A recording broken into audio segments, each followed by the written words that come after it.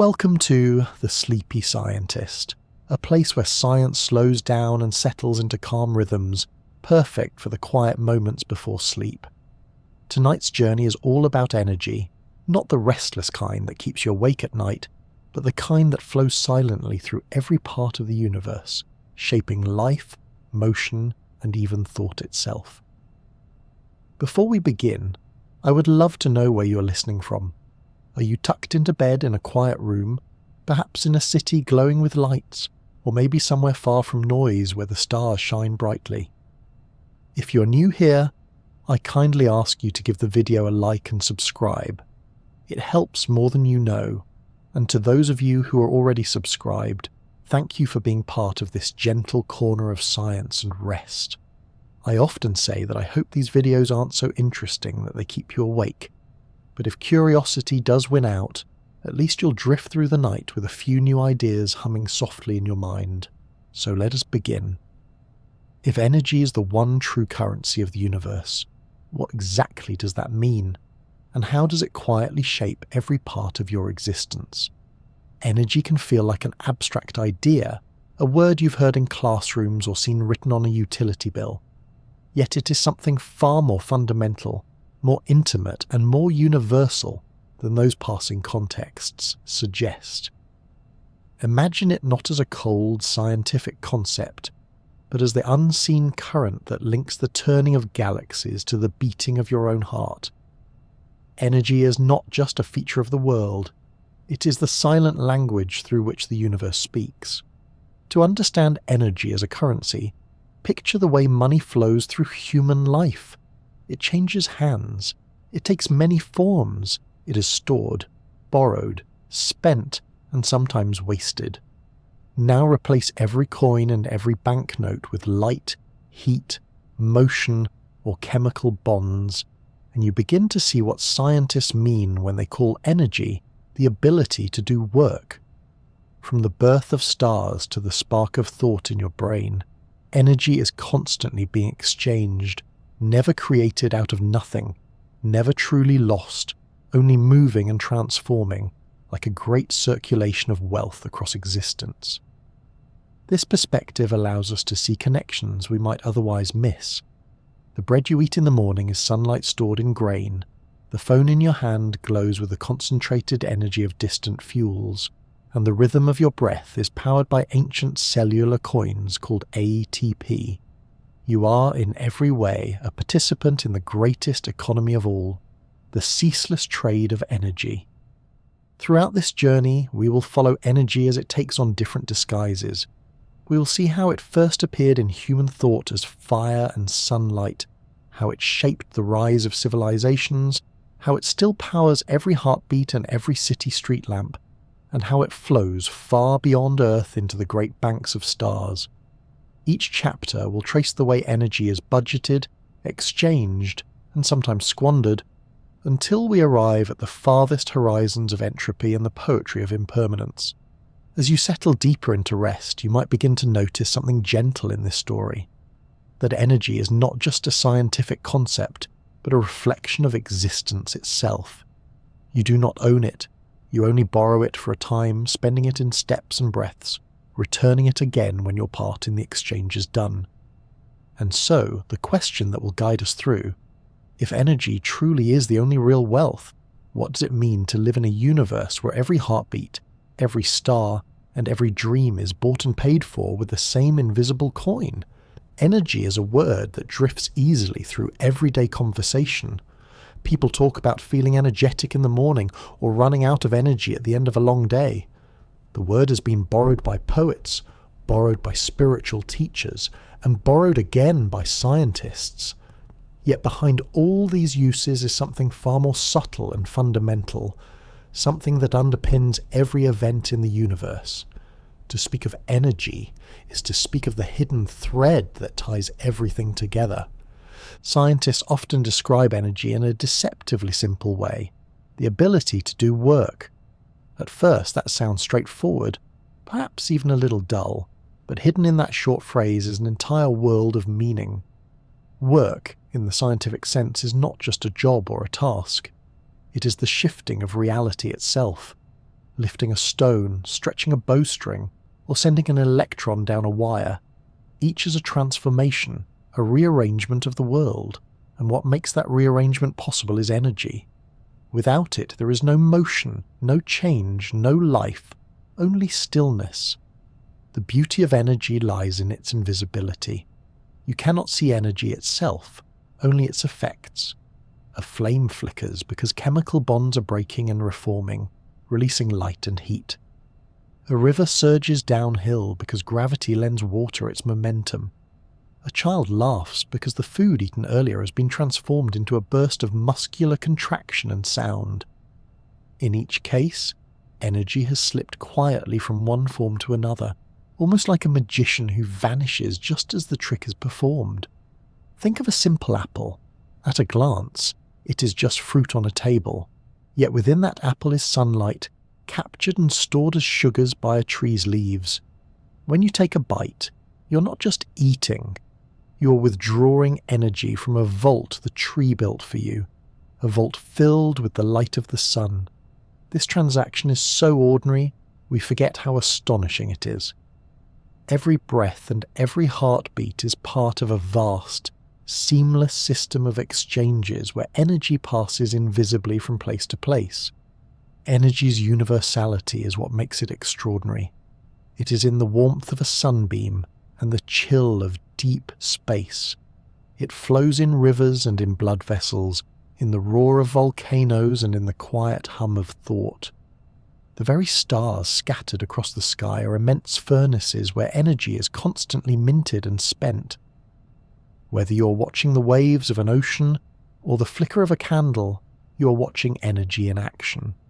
The forms change endlessly, yet the essence remains constant, a capacity for change that never disappears, only shifts. One of the mysteries of energy is that it is always on the move. It cannot be trapped forever. It insists on flowing, transferring, and transforming. A stone warmed in the sun will give its heat back to the evening air. A wound spring must eventually unwind. Even the most perfect battery will in time release its charge.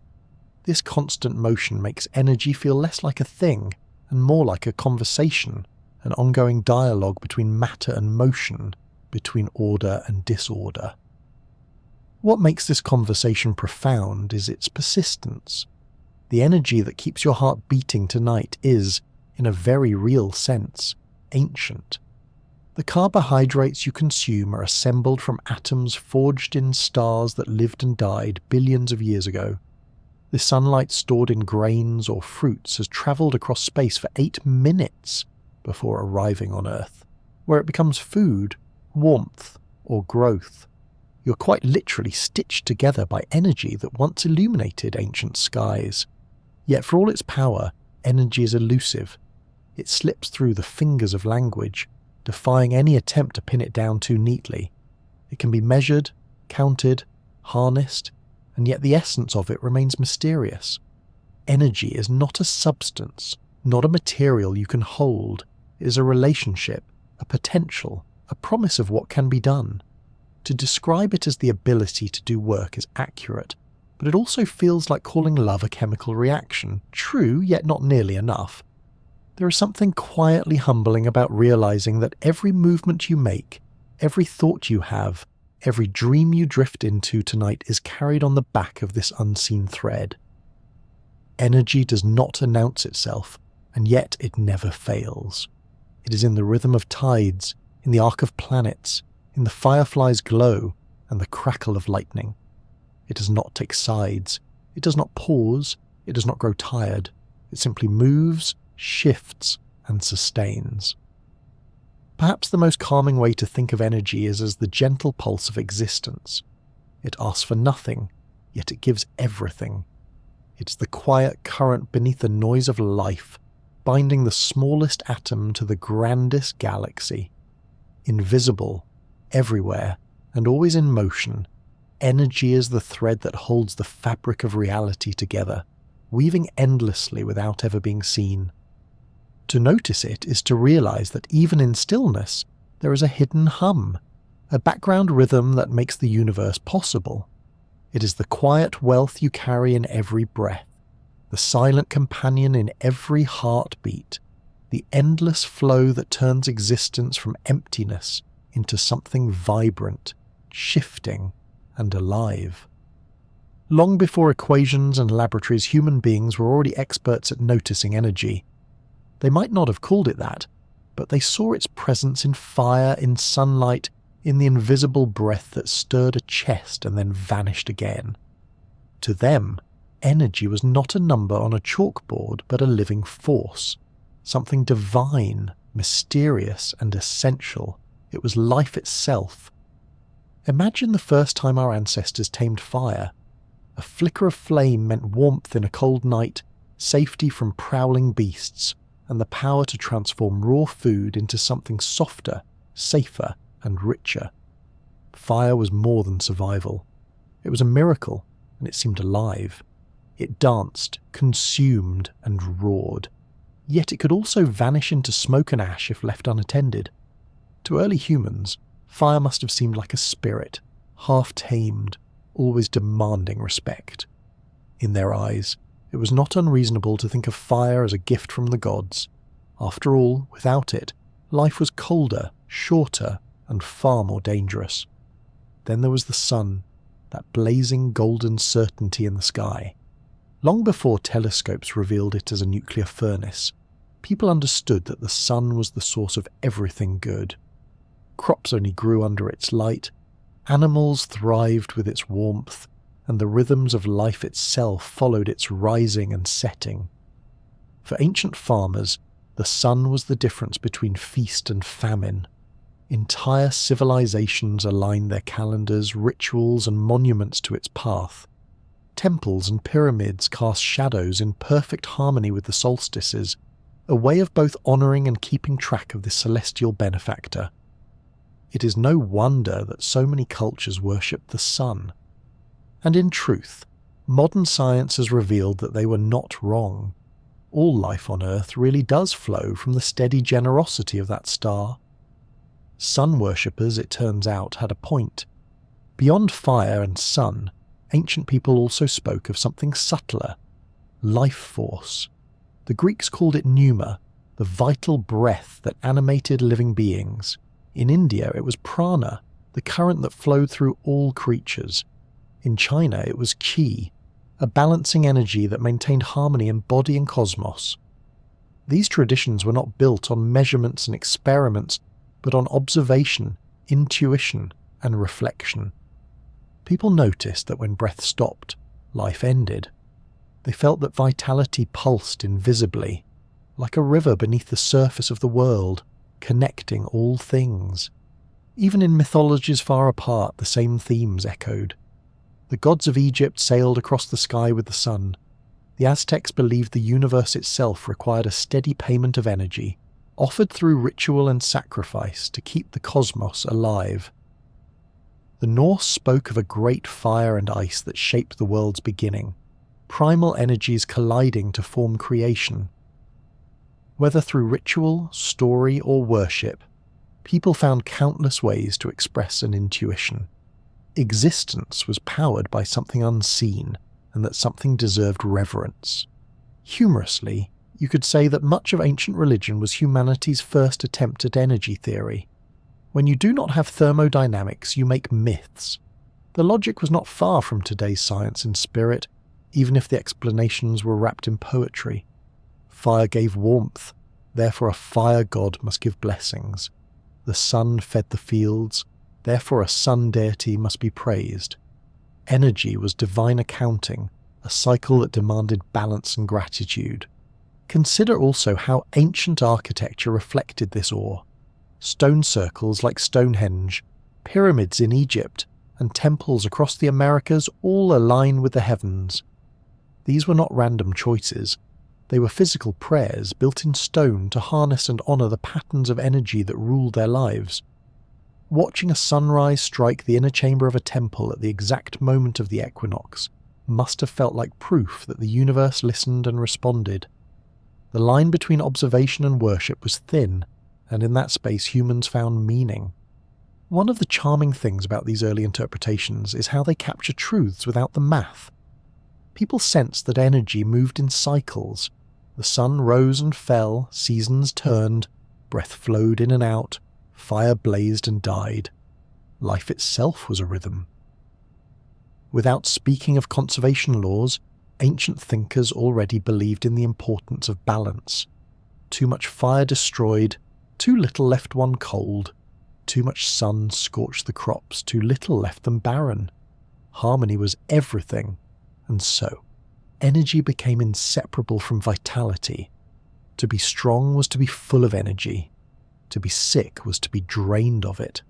To live was to participate in the cosmic current, and to die was to leave it behind. Rituals, medicines, and prayers all aimed at keeping that current flowing smoothly. Even today, many cultures still carry echoes of these beliefs in language. We speak of being energized, drained, recharged, or out of steam. Our ancestors might smile knowingly at the persistence of their metaphors.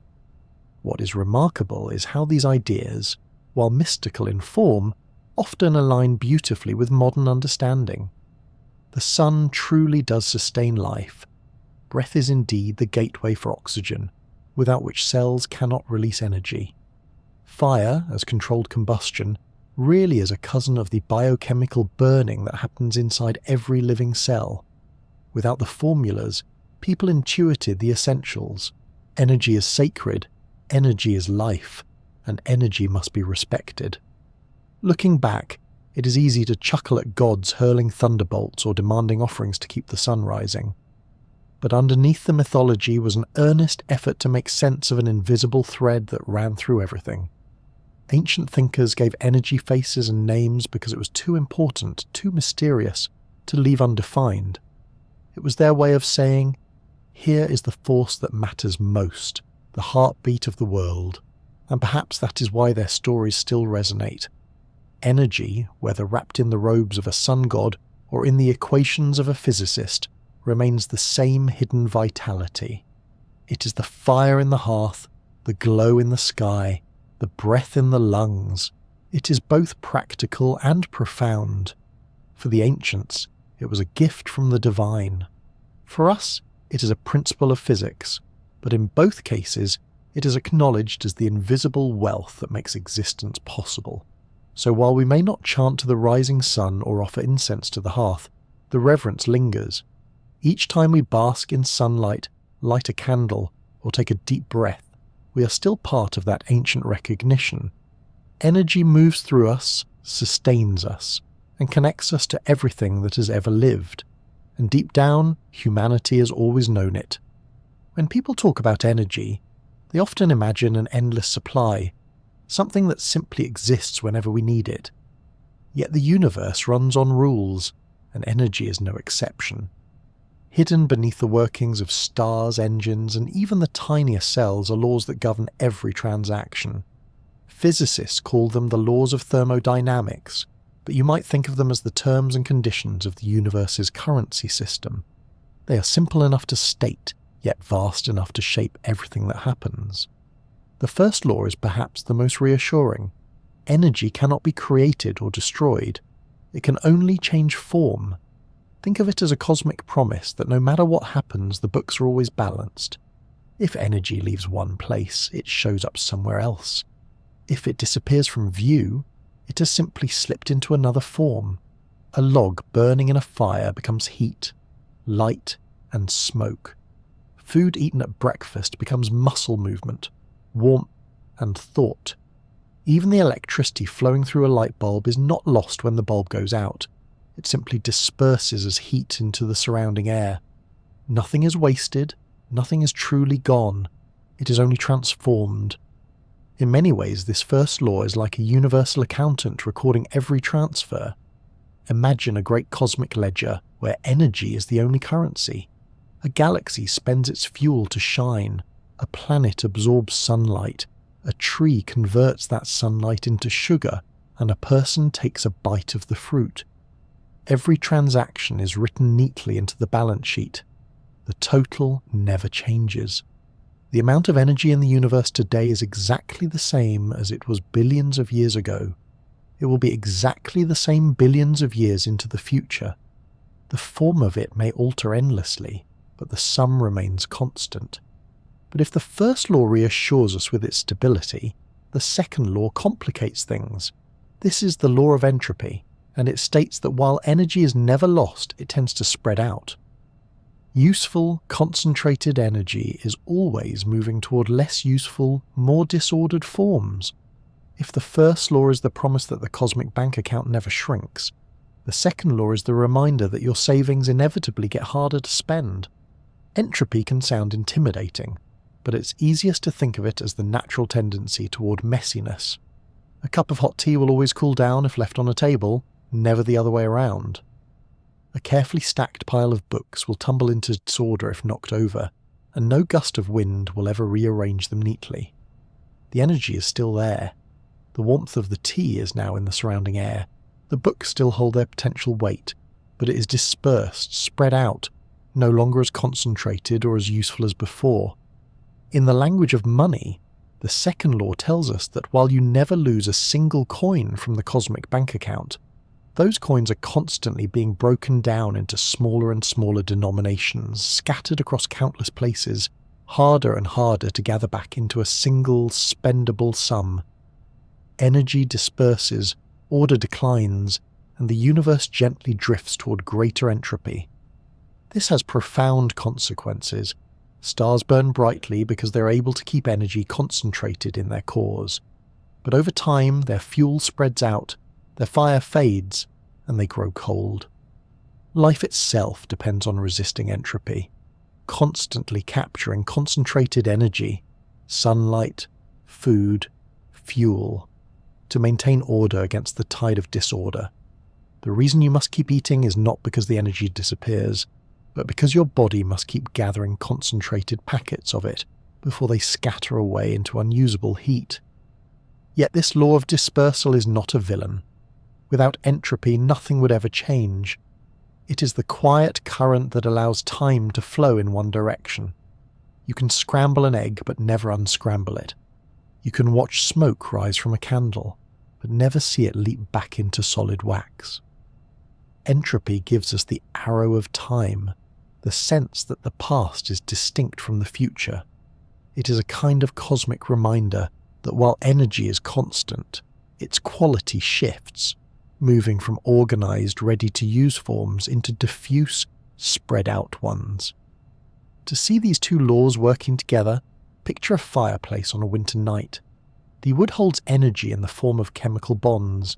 Strike a match, and those bonds release their stored wealth, transforming into warmth and light. The room grows cozy. Your hands glow with heat. The first law guarantees that none of this energy is lost. It all still exists. The second law guarantees that the longer the fire burns, the more the heat spreads outward, until it eventually blends into the background air, indistinguishable from everything else. The transaction is complete, the book's balanced, but the spending power has faded. Physicists sometimes describe entropy as the cost of doing business in the universe. Every exchange has a fee. Machines lose energy as friction and heat. Stars radiate light that drifts away forever. Bodies radiate warmth into the night. You never truly lose the currency, but you can never spend it twice in the same way. It is a one-directional system, always moving toward dispersal. Perhaps the most poetic way to see it is as a story of abundance and impermanence. The universe is filled with energy, enough to sustain stars, planets, and life. Yet the same universe reminds us that concentrated energy cannot last forever. It will always spread, always soften, always fade into background hum. This is not cause for despair, but for perspective. Every moment of order, every spark, every flame, every breath is a temporary miracle purchased against the current of entropy. And so, energy becomes more than just a scientific concept. It is a cosmic currency system with strict, unbreakable rules. The first law promises eternal balance, assuring us that nothing is ever lost. The second law reminds us that value diminishes with time, that concentrated wealth scatters inevitably into a quieter, more uniform state. Together, they form the foundation of every story in the universe, from the flicker of a candle to the life cycle of galaxies. To live with these laws in mind is to see the world as a grand exchange. Every meal, every sunbeam, every flick of a switch is a transaction in the great cosmic ledger. The account never runs dry, but every withdrawal comes with a fee. And perhaps that is what gives energy its beauty. It is both eternal and fleeting, conserved yet fragile, a constant that slips through your fingers even as it sustains you. Energy, after all, is the ability to do work, and entropy is the reminder that every act of work carries with it the quiet price of change. Every morning, whether hidden behind clouds or blazing in clear skies, the sun rises and pours out a wealth of energy across the earth. It does this without calculation or hesitation, sending light across 93 million miles of space as though it were nothing at all. To our planet, the sun is more than a distant star. It is the investor whose generosity underwrites nearly every process of life. Without this steady influx, Earth would be silent, frozen, and empty. With it, the world flourishes into forests, oceans, and cities, all powered by a steady rain of photons. Sunlight is not just brightness and warmth. It is delivery of pure energy, a currency arriving daily in unimaginably vast sums. To put it into perspective, the Earth receives more energy from the sun in a single hour than humanity uses in an entire year. That is a fortune of wealth cascading constantly, and most of it flows quietly into the natural systems that sustain life. The first to seize this cosmic allowance were the plants. Through photosynthesis, they found a way to convert sunlight into stored energy, taking those weightless photons and transforming them into sugars. This is perhaps the most important transaction in the history of the planet. Plants are nature's bankers, receiving deposits of sunlight and locking them away in chemical bonds. The process is elegant in its simplicity. Carbon dioxide from the air, water from the ground, and sunlight from above are combined into glucose, with oxygen released as a byproduct. The oxygen fills the air we breathe, and the glucose fuels the growth of leaves, roots, and seeds. With this, the first great economy of life was established. From that moment on, every living thing on Earth has depended on this foundational exchange. Herbivores nibble at the stored energy in plants. Carnivores in turn consume the herbivores, and decomposers recycle what remains. Each step of the food chain is a transaction, moving sunlight's wealth from one form of life to another. A zebra grazing on grass is not just feeding, it is withdrawing from the solar account managed by plants. A lion feeding on the zebra is making a secondary withdrawal, and when the lion eventually dies, fungi and bacteria claim what is left, returning nutrients to the soil for the plants to reinvest. This endless circulation is what scientists call an ecosystem, but it could just as easily be called a marketplace of sunlight. What makes this system remarkable is its efficiency and balance. Plants do not hoard their wealth, but grow leaves and fruit that feed countless other species. Predators regulate populations so that the system does not collapse under its own abundance. Even waste is not wasted, as decomposers find value where others see none.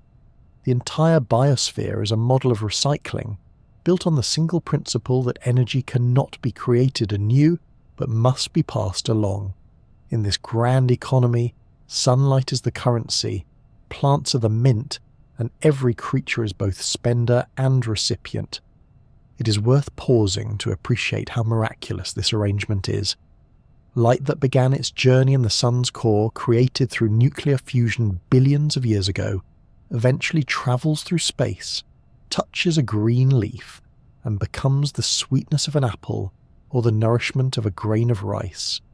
The energy in your body right now can be traced back step by step to photons born in a star.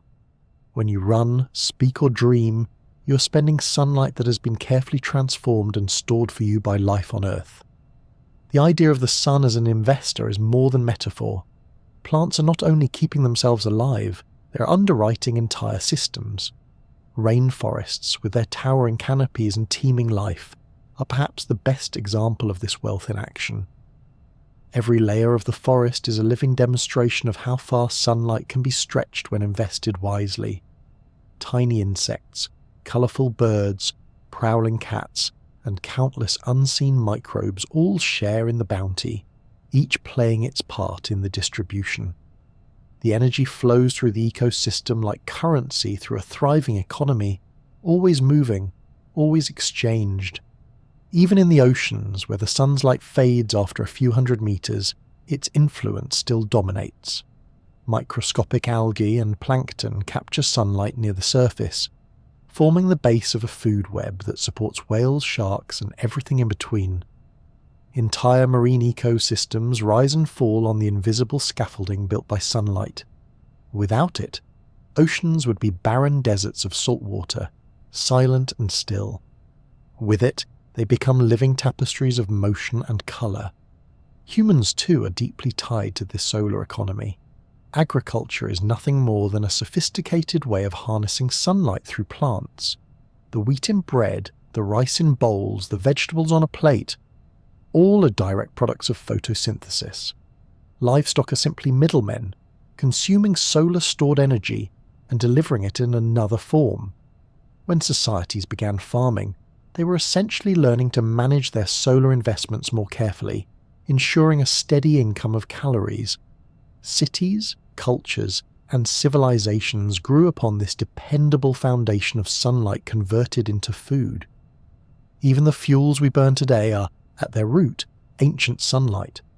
Coal, oil, and natural gas are the compressed remains of plants and microorganisms that captured solar energy millions of years ago. When we burn them, we are spending savings accounts left behind by prehistoric ecosystems. It is like raiding an old trust fund set aside by the deep past. The warmth of a fire, the hum of a car engine, the glow of a street lamp, all are echoes of sunlight that once fell on forests and seas in ages long gone. This perspective makes clear that the sun is not just another star in the sky. It is the heartbeat of Earth's systems, the primary investor in life's enterprise. Every blade of grass, every forest, every coral reef, every meal on a plate exists because of this continuous flow of radiant energy.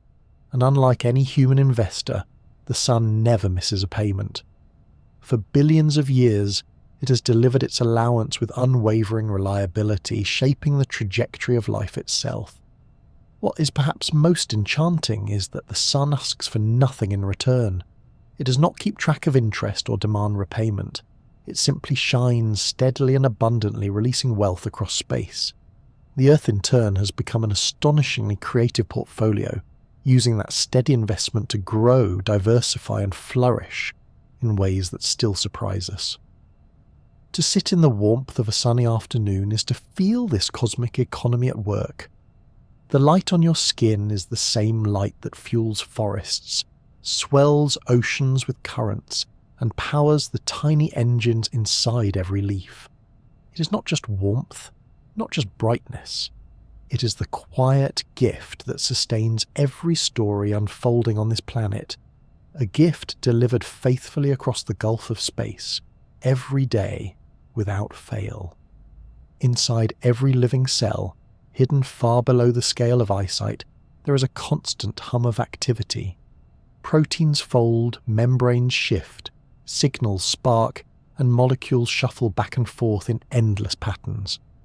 Yet none of this happens for free. Just as a city needs coins and bills to keep its marketplaces running, a cell needs a currency to pay for every action. That currency is a molecule called ATP, adenosine triphosphate, often described as the coin of the realm in the economy of life. ATP is small, fleeting, and versatile. It is built with 3 phosphate groups, each carrying a charge that pushes against the others like compressed springs. Break one of those bonds, and a packet of energy is released. This is why ATP is so useful. It is a currency that can be spent in tiny controlled amounts. Cells do not need to light a bonfire every time they move a molecule. They only need to break a bond in ATP. It is like having pockets full of small change rather than carrying a single gold ingot. With coins, you can buy what you need when you need it. Every second, each of your trillions of cells is producing and spending ATP. The scale of it is staggering. The average human body turns over its own weight in ATP every single day. You might imagine coins jingling endlessly in invisible wallets, exchanged from one molecular machine to another. A pump pushing sodium ions across a membrane spends a few coins. A muscle fibre contracting to lift your arm demands thousands more. Even the act of forming thoughts in your brain comes with a steady rain of ATP transactions. To understand how this budget works, it helps to think of metabolism as a grand marketplace inside the cell. Food you eat becomes the raw material, broken down into glucose, fatty acids, and amino acids. These are like deposits arriving in the bank. Through a series of biochemical pathways, glycolysis, the citric acid cycle, and oxidative phosphorylation, that raw energy is processed, bundled, and converted into ATP coins. Once minted, those coins are immediately available for spending. There is no vault where ATP is stored long term. The cell produces it and spends it almost instantly, keeping the economy flowing at all times. One of the most impressive parts of this system is how finely tuned it is. Cells do not waste energy if they can help it. They budget carefully, turning down the production of ATP when activity slows, and ramping it up when demand rises. Sprinting, for instance, is like a sudden rush on the bank, and your cells scramble to print more ATP to pay the rising bills of your muscles. Resting quietly, the demand eases, and the system returns to a steady hum. If ATP is the coin, then the mitochondria are the mint. These tiny organelles, sometimes called the powerhouses of the cell, are where the majority of ATP is produced. Inside them, electrons stripped from food molecules are passed along a chain of proteins, releasing energy step by step. That energy drives the creation of a proton gradient, a kind of invisible dam of charged particles.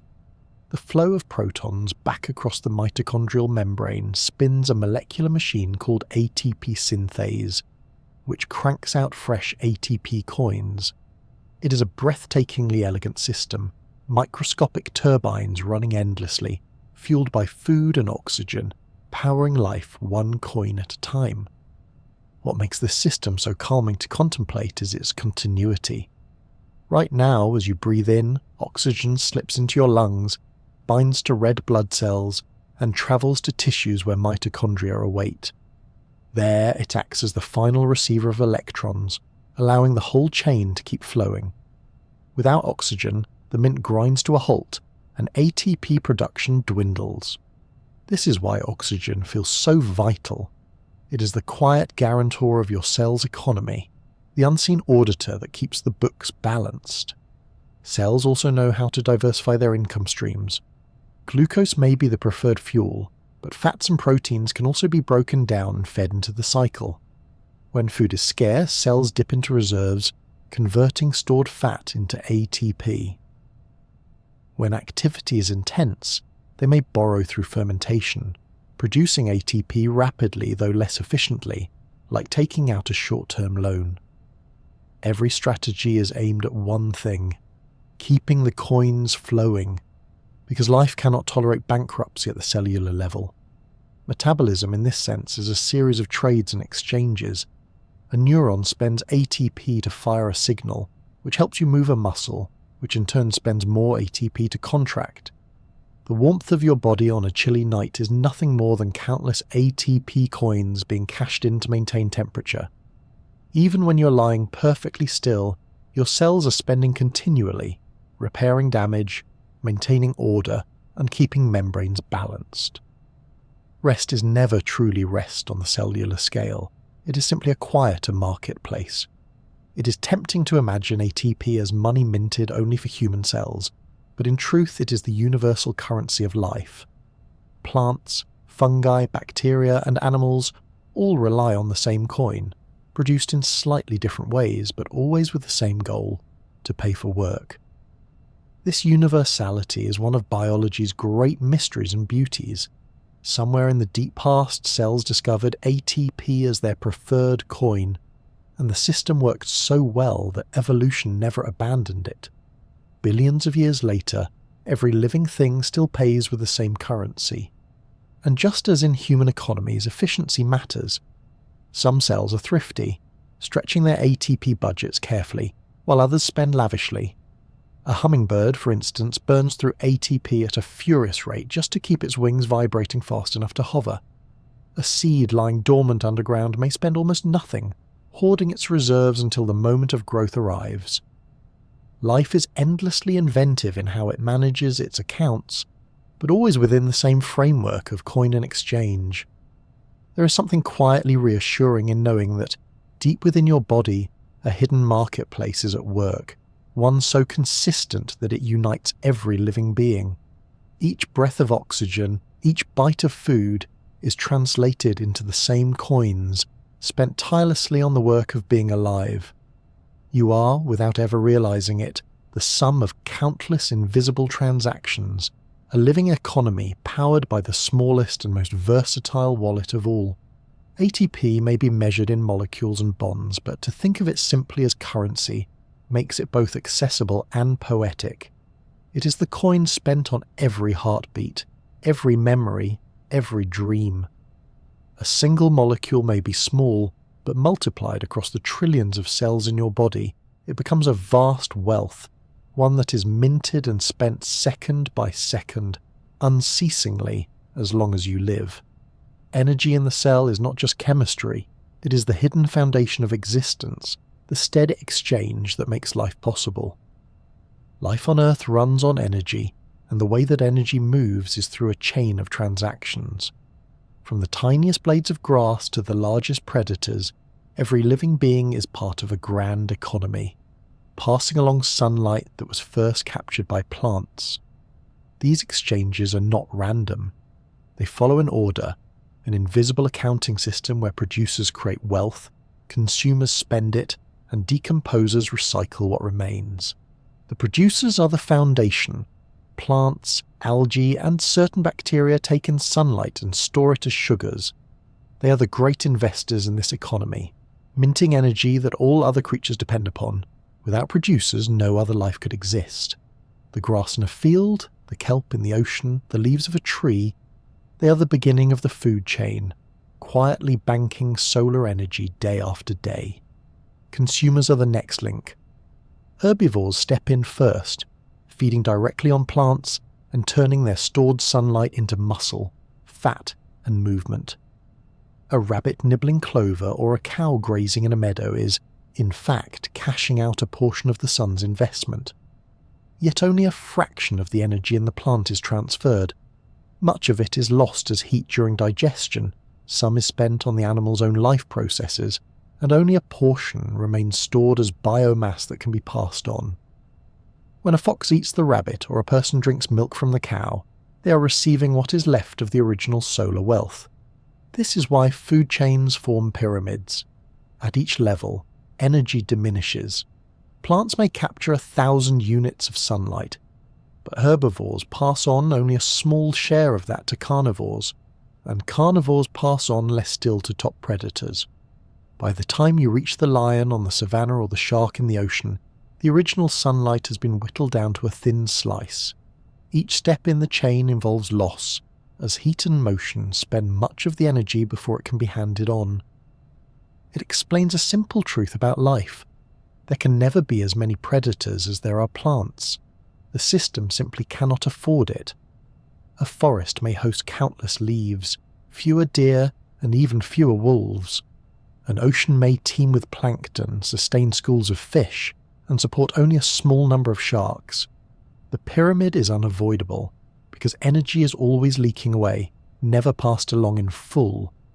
Decomposers form the final group, and they are often overlooked, though they play perhaps the most essential role of all. Fungi, bacteria, and scavengers step in to handle what no one else consumes. A fallen tree, a carcass on the savannah, or the waste left behind by other creatures is not lost energy. Decomposers break it down, recycle the nutrients, and return them to the soil and water, where producers can begin the process anew. Without decomposers, the world would drown in its own leftovers, and the chain would grind to a halt. They are the quiet accountants, keeping the books balanced and ensuring nothing of value is wasted. This cycle has some amusing consequences. Take the case of lions. A lion cannot live on salad, not because plants lack energy, but because the lion's digestive system is not designed to extract it efficiently. Herbivores are specialists at breaking down tough plant fibers, often with the help of microbes in their guts. Cows and deer carry complex stomachs that allow them to slowly harvest calories from grass. Lions, on the other hand, are designed for meat. Their bodies can absorb concentrated energy quickly, but only after herbivores have already done the hard work of processing the plants. If a lion tried to live on lettuce, it would starve, not from lack of energy in the leaves, but from inability to unlock it. In a way, lions outsource digestion to herbivores, waiting for them to do the farming before cashing in on the profits. The inefficiency of energy transfer also shapes ecosystems. If energy passed along perfectly, the world might be filled with predators in equal numbers to prey. Instead, balance emerges. Grasslands must stretch wide to feed herds of zebras, and those herds in turn can support only a few prides of lions. The limitations are not cruel, they are simply the mathematics of energy loss. This is why top predators are often rare, why their survival depends on vast areas of land or sea, and why their disappearance can ripple through the system in profound ways. Energy chains also reveal how connected everything is. A forest leaf captures sunlight, a caterpillar eats the leaf, a bird eats the caterpillar, and a hawk eats the bird. At each stage, energy shifts shape, never vanishing but always spreading, dispersing, and diminishing. When the hawk eventually dies, decomposers return the matter to the soil, feeding the trees that will grow new leaves. The chain is not a line but a cycle, a circle of exchanges that stretches back billions of years and will continue long after any individual life is gone. Humans, of course, are part of these chains as well. Eating plants makes us primary consumers. Eating meat makes us secondary or even tertiary consumers. Our choices about diet determine how directly we tap into the sun's energy. Eating a loaf of bread means drawing closer to the source, while eating a steak means stepping further up the chain, where much of the original energy has already been spent. This is why feeding livestock requires so much land and food. The conversion rate from sunlight to grain to cow to human is far less efficient than eating plants directly. It is all a matter of how many hands the energy has passed through before it reaches us. Despite all these inefficiencies, the system works beautifully. Energy does not need to move perfectly to sustain life. It only needs to flow, to keep circulating through producers, consumers, and decomposers in a rhythm that balances itself. Forests thrive, savannas roar with life, oceans shimmer with schools of fish, all because sunlight finds its way into plants, and then into the endless procession of creatures. To step back and see this pattern is to glimpse the elegance of Earth's economy. The sun pays its daily investment, producers mint it into sugars, consumers spend it in motion, decomposers recycle it, and the cycle repeats. Nothing is truly wasted, though much is lost at each step, and the pyramid of life reflects this truth. Every bird's song, every predator's chase, every quiet bloom of algae is part of the same flowing current of energy. It is humbling to realize that every meal you have ever eaten is a piece of this chain, a transaction that began with the sun and traveled through living beings before arriving on your plate. The energy keeping you alive tonight was once light streaming through space, caught by a green leaf, passed along step by step until it became part of you. You're both spender and recipient in the ancient marketplace of life, a participant in the endless passing of the currency along. Evolution is often told as a story of survival, adaptation, and chance. Yet beneath the drama of predators and prey, of wings and scales, of intelligence and instinct lies a quieter story, the story of energy. Every living being is shaped by the demands of energy, how to gather it, how to store it, and how to spend it. Evolution is, in many ways, the history of life's budgeting strategies, the endless experimentation with ways to make the most out of limited resources. Consider the body itself. Every shape, size, and structure is a reflection of energetic trade-offs. Large animals have the advantage of strength and longevity, but they require immense amounts of food to keep their bulk moving. Small animals, on the other hand, need less food, but they burn through it quickly, living life in a blur of activity. Neither strategy is inherently better. Both are ways of balancing the books in life's grand accounting system. Dinosaurs offer a spectacular example of how energy demands sculpt forms. Take the sauropods, those enormous long-necked giants like Brachiosaurus. Their sheer size demanded enormous energy intake, yet their long necks were a clever adaptation, allowing them to graze across wide areas of vegetation without needing to move their massive bodies constantly. By standing in one place and sweeping their heads like cranes over treetops, they minimized the energy cost of locomotion. On the other end of the spectrum were the predatory theropods, like the iconic Tyrannosaurus rex. Their sharp teeth and powerful jaws were not just weapons but tools designed for efficiency, delivering high-energy meals in concentrated packages. For a predator that size, chasing down prey recklessly would have been wasteful. It had to be selective, conserving its energy until the right opportunity arose. Then there were the smaller, feathered dinosaurs, ancestors of modern birds. Some evolved lightweight bodies and efficient respiratory systems, innovations that reduced the cost of flight. Flight itself is an expensive activity in terms of energy, but it offers access to new food sources and habitats. In a sense, wings were a gamble in life's energy economy. Burn more in the short term, but open new opportunities that pay dividends in the long run. If dinosaurs demonstrate the extremes of size and strategy, hummingbirds show us energy pushed to its limits in miniature. A hummingbird's wings beat up to 80 times per second, suspending the bird in mid-air as it sips nectar. This lifestyle requires such a high metabolic rate that hummingbirds must eat almost constantly, consuming more than their own body weight in nectar each day. To support this, their bodies have evolved rapid digestion, efficient oxygen delivery, and hearts that can beat more than 1,000 times per minute. At night, when flowers are closed and the air cools, hummingbirds enter a state of torpor, a kind of energy-saving mode where their metabolism slows dramatically. Without this nightly budgeting trick, they would not survive until morning. Every day is a tightrope walk between intake and expenditure, and evolution has sculpted the hummingbird into a master of high-speed, high-risk energy economics. Humans tell yet another version of the story. Our species is unusual in that our brains consume a staggering portion of our energy budget. While the brain makes up only a small fraction of body mass, it can use up to 1/5 of the body's energy at rest. That means every thought, every memory, every spark of creativity is an expensive luxury, bought with calories harvested from the environment. To support this enormous demand, humans developed unique adaptations. Walking upright freed the hands for tool use, which in turn allowed more efficient food gathering and hunting. Cooking made food easier to digest, delivering more calories with less effort. Social cooperation reduced risks and improved access to resources. Each step in human evolution can be seen as a strategy to secure and manage the energy needed to support our ravenous brains. Energy also shapes behavior as much as anatomy.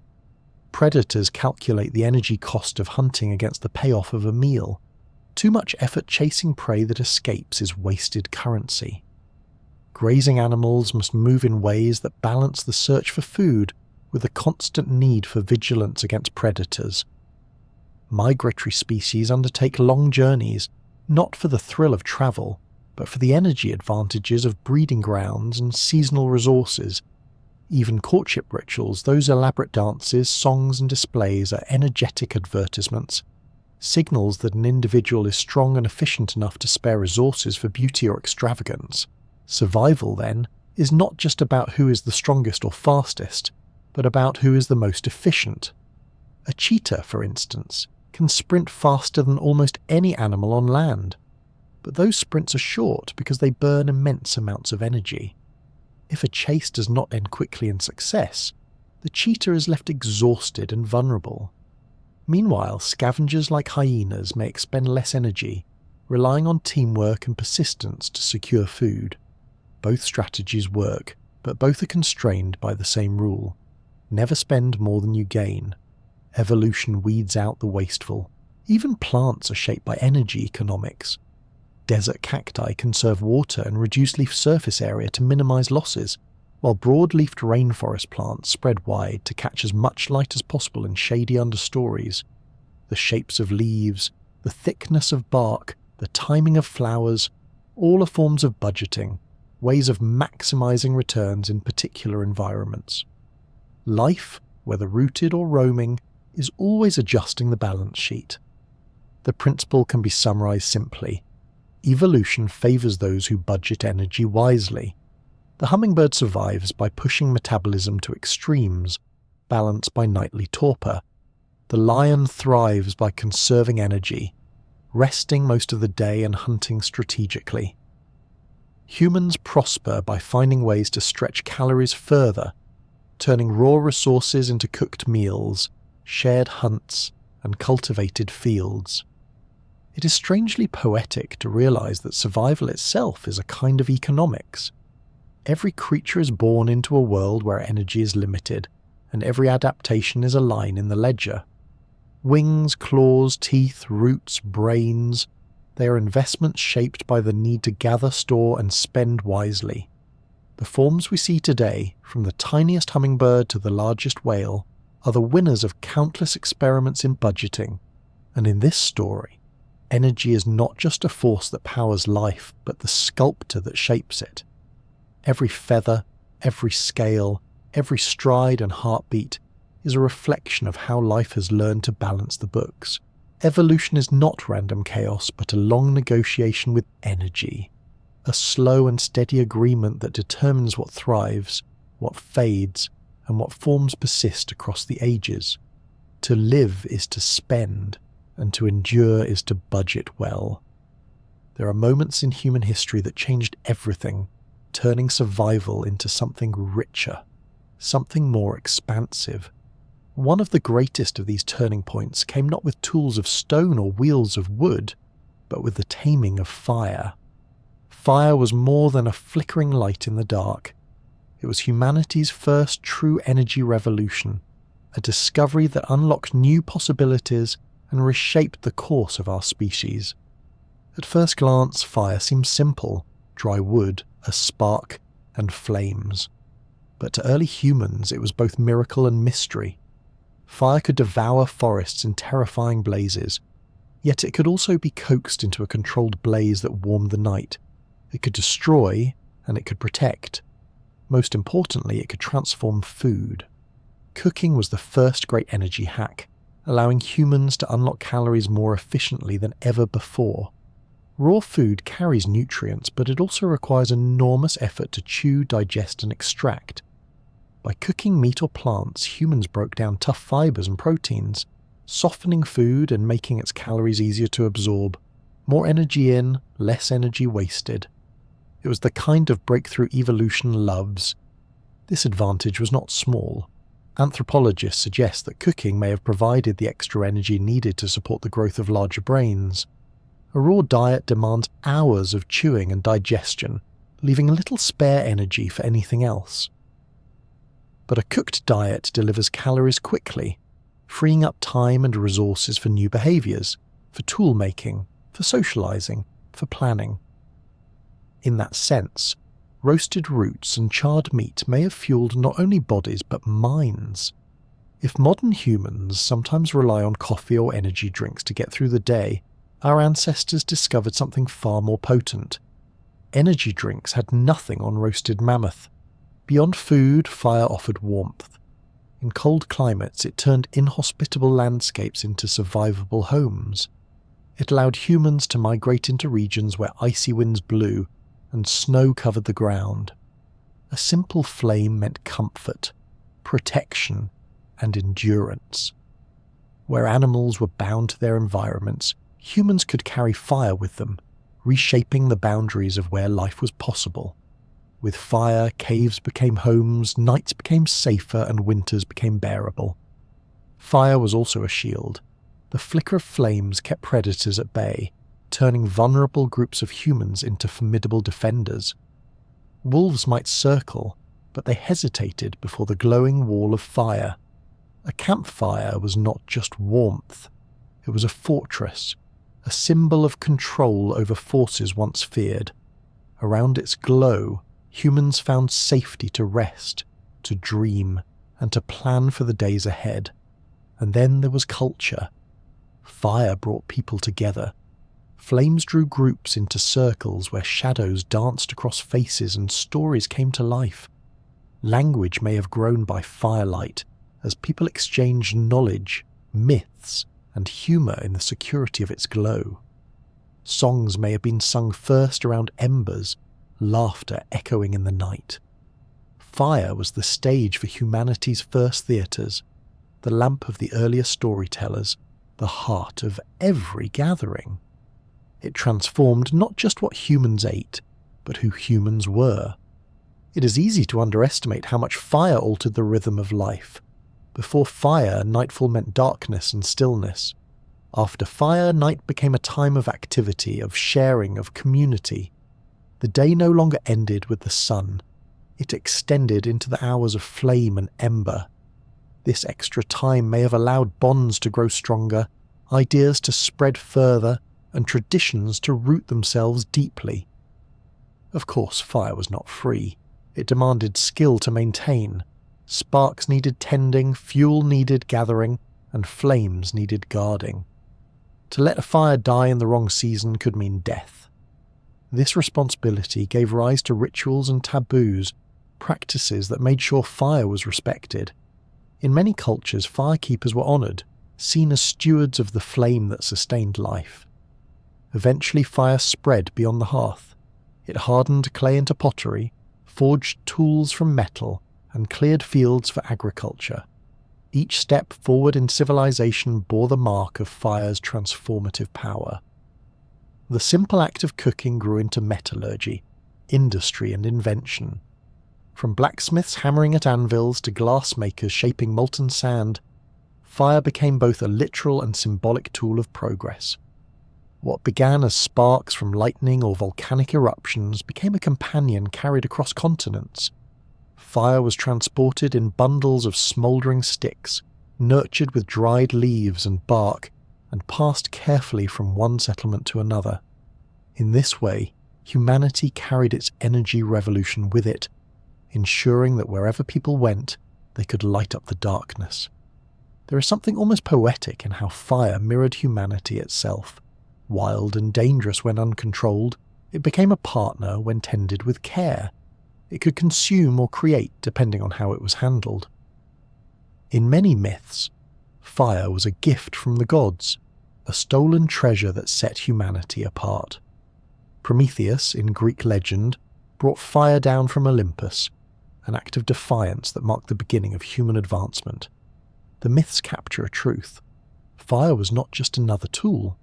It was the tool that changed everything. Even today, though we light our homes with electricity and cook on stoves that glow without flame, the presence of fire still stirs something ancient. Campfires continue to draw people into circles, hypnotizing with their shifting colours. Candles burn at celebrations, their flames marking moments of reflection and ritual. Fire remains in our culture as more than utility. It is a symbol of life, warmth, and connection. The first fire tended by human hands was more than warmth against the cold. It was a promise. It promised that life could reach further, that food could nourish more deeply, that nights could be filled with story and song. It promised that survival could give way to thriving. Fire was humanity's first true partnership with energy, a revolution not measured in machines or numbers, but in the glow of embers on ancient nights. The history of agriculture is the history of humanity learning how to bottle sunlight. Before farming, people lived as hunters and gatherers, relying on whatever nature happened to provide. Wild fruit, roots, and animals offered bursts of calories, but they were unpredictable. Energy came and went like passing weather. Then came a revolution so quiet yet so transformative that it reshaped the course of history: the deliberate cultivation of crops. Agriculture was humanity's first large-scale energy storage system, a way of capturing sunlight and keeping it in reserve for when it was needed. At its heart, farming is a simple exchange. Plants, as always, do the work of photosynthesis, converting solar energy into sugars and starches.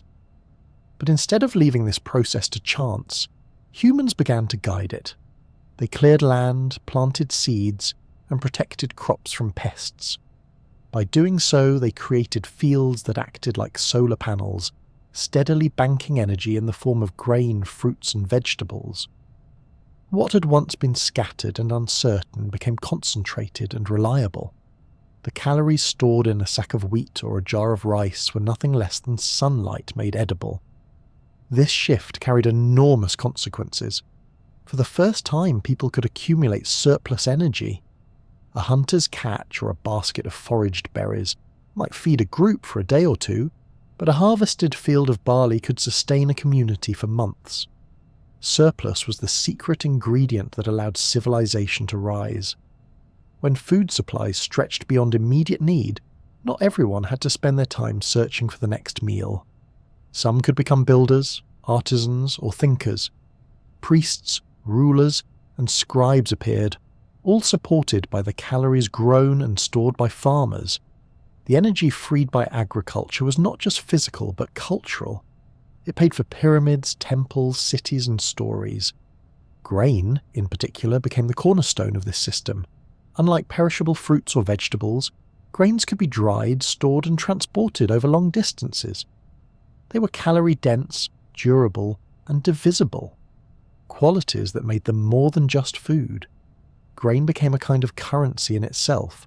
Farmers could pay taxes in wheat, temples could accept offerings in barley, and armies could march on rations of rice. In Mesopotamia, clay tablets record careful accounts of grain distributed as wages. In Egypt, the wealth of pharaohs was measured in the granaries that lined the Nile. In China, dynasties rose on the strength of rice harvests.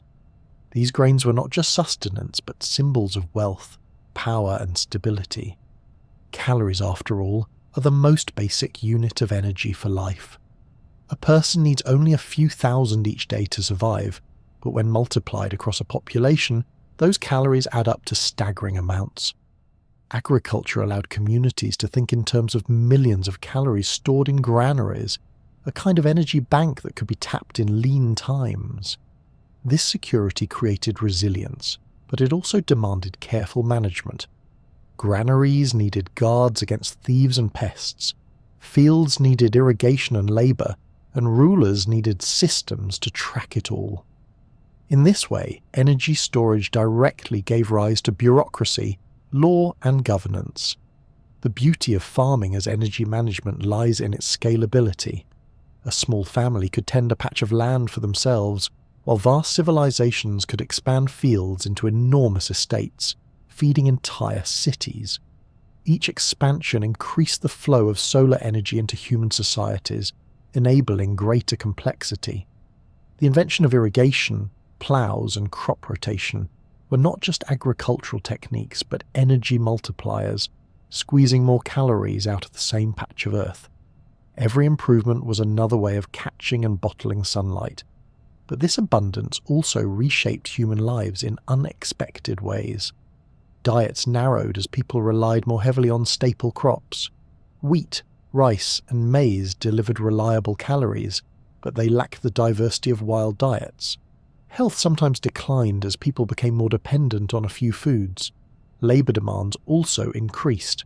Farming required long hours in fields, backbreaking work that tied people to the land. In this sense, agriculture was both liberation and constraint. It freed humanity from uncertainty, but bound it to cycles of planting and harvest. Yet despite the challenges, agriculture endured because its benefits were profound. Surplus food made it possible to sustain growing populations, and growing populations gave rise to culture, technology, and innovation. Energy stored in grain was transformed into cathedrals, voyages, and inventions. Each loaf of bread or bowl of rice was, in its way, a fuel for human progress. The cultural significance of farming cannot be overstated. Festivals marking planting and harvest became cornerstones of tradition. Myths of dying and resurrecting gods often mirrored the cycles of crops, reflecting humanity's awareness of dependence on the stored energy of the earth. Rituals, offerings, and celebrations revolved around the success of the harvest. The simple act of growing food was elevated into a sacred exchange with the forces of nature. Even today, echoes of this ancient energy system remain. Modern economies may run on electricity and oil, but the foundation is still agriculture. Supermarkets brimming with food are the descendants of ancient granaries, and global trade routes mirror the old exchanges of barley and wheat. Calories remain the unspoken wealth beneath all wealth. Without the steady capture of sunlight in fields, no amount of money or machinery could sustain civilization. There is a quiet poetry in realizing that the meals we eat each day are not just nourishment, but the latest chapter in humanity's long project of storing sunlight. The bread on a table, the rice in a bowl, the corn in a tortilla are all grains of light, harvested, saved, and shared. They are tokens of energy, grown from earth and sky, passed down through centuries of farming innovation. Agriculture was not just a change in lifestyle. It was the creation of a system that turned fleeting sunlight into lasting stability. It allowed energy to be stored, measured, exchanged, and invested. It was the first large-scale economy of life, one that continues to sustain billions of people today. In learning to farm, humanity learned to manage energy not only for survival, but for civilization itself. The fields became vaults, the granaries became banks, and grain became both food and currency, shaping the destiny of our species in ways that still echo through every meal we share. Beneath our feet lies a hidden treasury, a storehouse of energy so vast and so ancient that it predates humanity by hundreds of millions of years. Coal, oil, and natural gas are more than black rocks, slick liquids, or invisible vapors. They are time capsules of sunlight, captured by ancient plants and plankton, compressed by geological forces, and buried deep within the earth. When humans learned to dig, drill, and ignite these fossil fuels, they unlocked a fortune of energy that reshaped the world. It was like discovering a vault of forgotten wealth and spending it all at once. To understand fossil fuels, imagine forests of towering ferns and swamps buzzing with life 300 million years ago. Plants absorbed sunlight, just as they do today, storing energy in their tissues. When these plants died, many were buried under layers of mud and sediment instead of fully decomposing. Over millions of years, pressure and heat transformed them into coal. Later, in ancient seas, tiny plankton and algae met a similar fate, settling onto the seafloor and becoming the source of oil and gas. Each lump of coal, each droplet of crude oil, each puff of natural gas is fossilized sunlight, the stored energy of ecosystems long vanished, preserved in the Earth's crust. For most of human history, this treasure lay untouched. People relied on wood for warmth and muscle power for labour. Wind and water turned a few mills, but energy remained limited, tied to the rhythms of nature. Then came the Industrial Revolution, when coal emerged as the fuel that would ignite transformation. Steam engines powered by coal drove trains across continents, pumped water from mines, and spun the wheels of factories. What once took weeks of human or animal labour could be achieved in hours. Coal was like finding an energy jackpot, a condensed store of power ready to be spent at industrial scale. Oil soon followed, bringing with it even greater flexibility. Liquid and portable, oil could be refined into fuels that powered ships, automobiles, and eventually airplanes.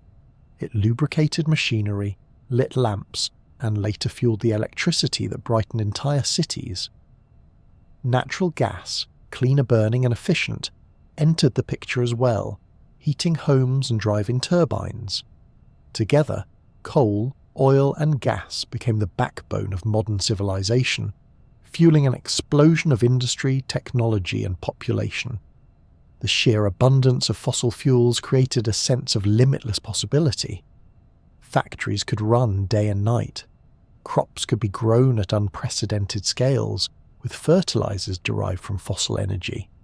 Goods could be transported across oceans, connecting once isolated corners of the world. Medicine, communication, and science advanced at lightning speed, powered by the concentrated energy of ancient sunlight. The wealth of the past became the foundation of the future, yet as with all fortunes, there was a cost. Fossil fuels are not like renewable sunlight or wind. They are finite deposits. Every ton of coal, every barrel of oil, every cubic meter of gas represents a withdrawal from a savings account that took millions of years to accumulate. Humanity has spent these reserves in just a few short centuries. It is as though we discovered an inheritance from the deep past and, rather than spending it carefully, we threw a worldwide party. The environmental costs have proven even greater. When fossil fuels burn, they release carbon dioxide, the same carbon once absorbed by ancient plants. For ages, that carbon lay safely stored underground, out of circulation. By releasing it back into the atmosphere, humans have shifted the planet's balance. The result is rising global temperatures, shifting climates, melting ice, and increasingly unstable weather. Fossil fuels may have powered progress, but they also saddled humanity with an energy debt, a debt now being repaid in storms, droughts, and rising seas.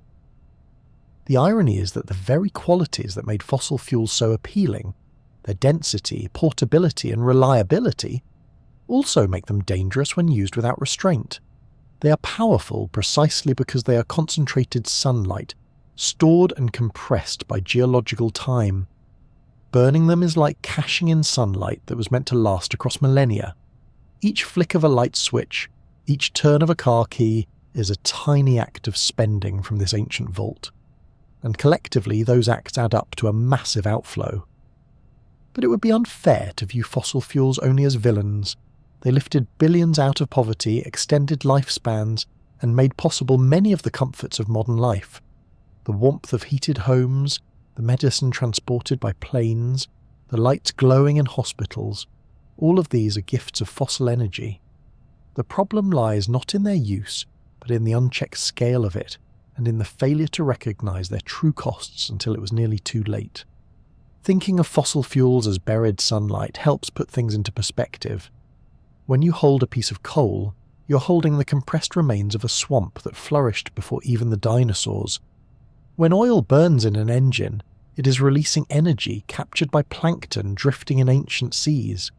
Each flame, each spark, each whirring motor is a resurrection of past life, summoned briefly into the present. It is both awe-inspiring and unsettling, a reminder that the past is not gone but still powers the present. Now humanity stands at a crossroads. The reserves of fossil fuels are not infinite, and their side effects grow harder to ignore.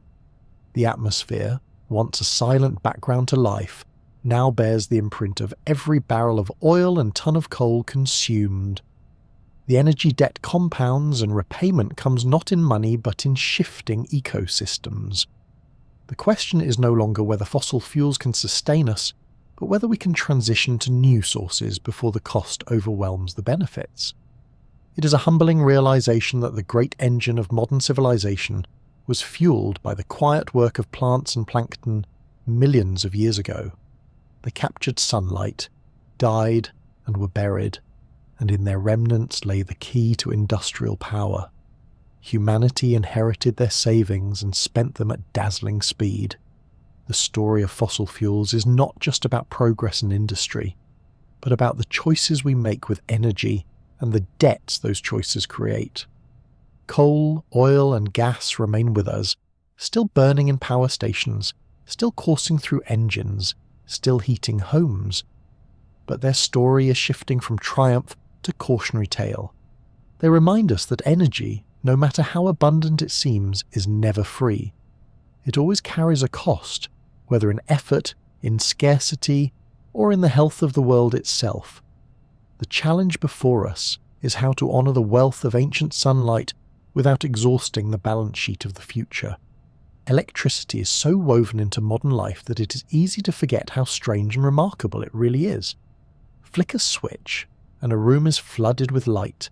Plug in a machine, and it whirs to life. Send a message across the globe, and it travels instantly, carried on invisible currents.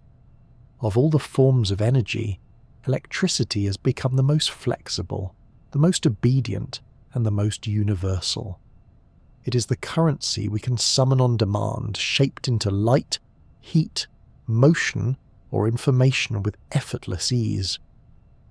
The story of electricity began not with power plants or glowing bulbs, but with curiosity. Ancient observers noticed sparks from rubbed amber or lightning in the sky, but these phenomena seemed more like magic than science. For centuries, electricity was a curiosity at best, a parlour trick at worst. Only in the 18th and 19th centuries did experimenters begin to uncover its secrets, learning how to generate, store, and control it.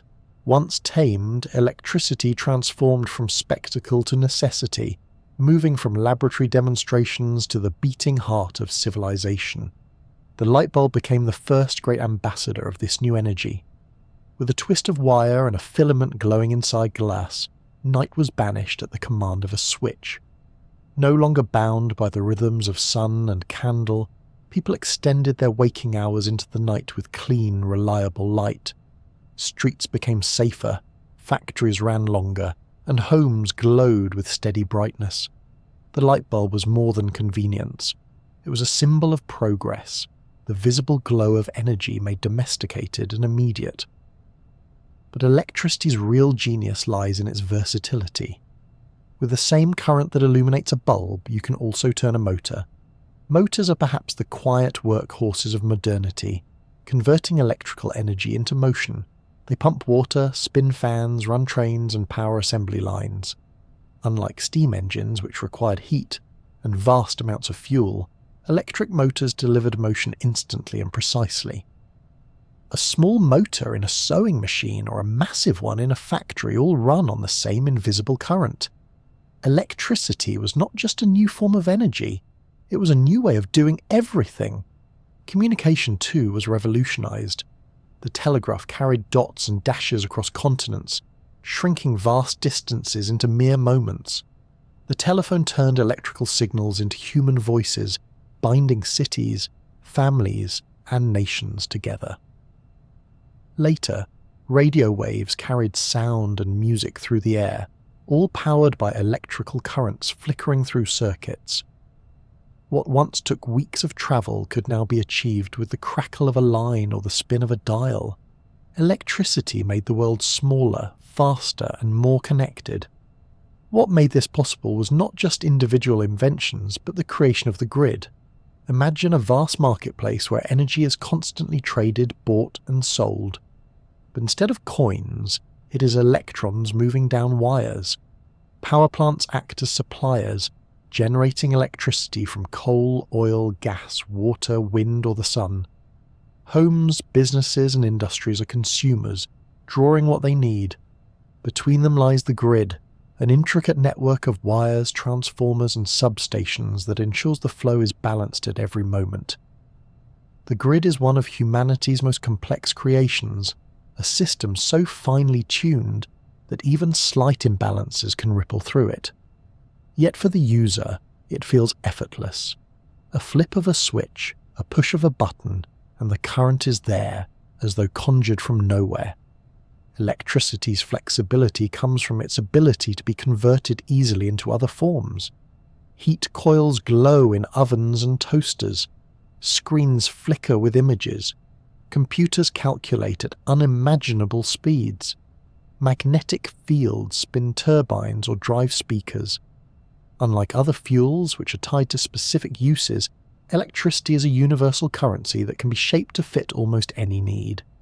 It is not bound to one form of work, but can be translated endlessly. That adaptability explains why electricity became the lifeblood of modern civilization.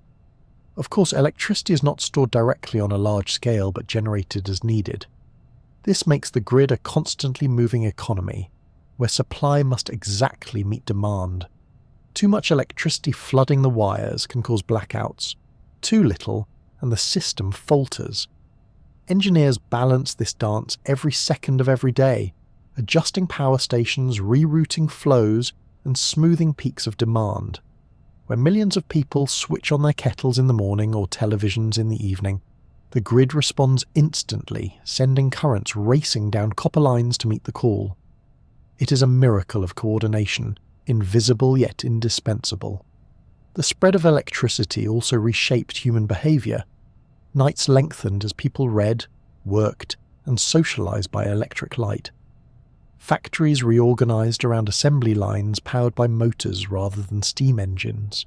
Cities grew vertically with elevators and subways, both reliant on electrical systems. Even the rhythms of daily life changed, governed less by sun and season, and more by the steady hum of power plants. Electricity gave humanity mastery over time itself, blurring the boundaries between day and night, work and rest. Yet for all its power, electricity is not something that can be seen directly. The wires look inert, the sockets ordinary, the bulbs dark until the current flows. It is the ultimate invisible servant, carrying out countless tasks without ever being noticed.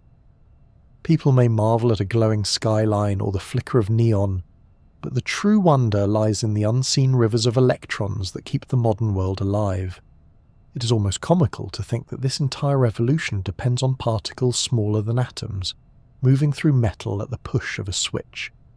Billions upon billions of electrons drift in orderly fashion, and in doing so they carry our voices, spin our wheels, and light our nights.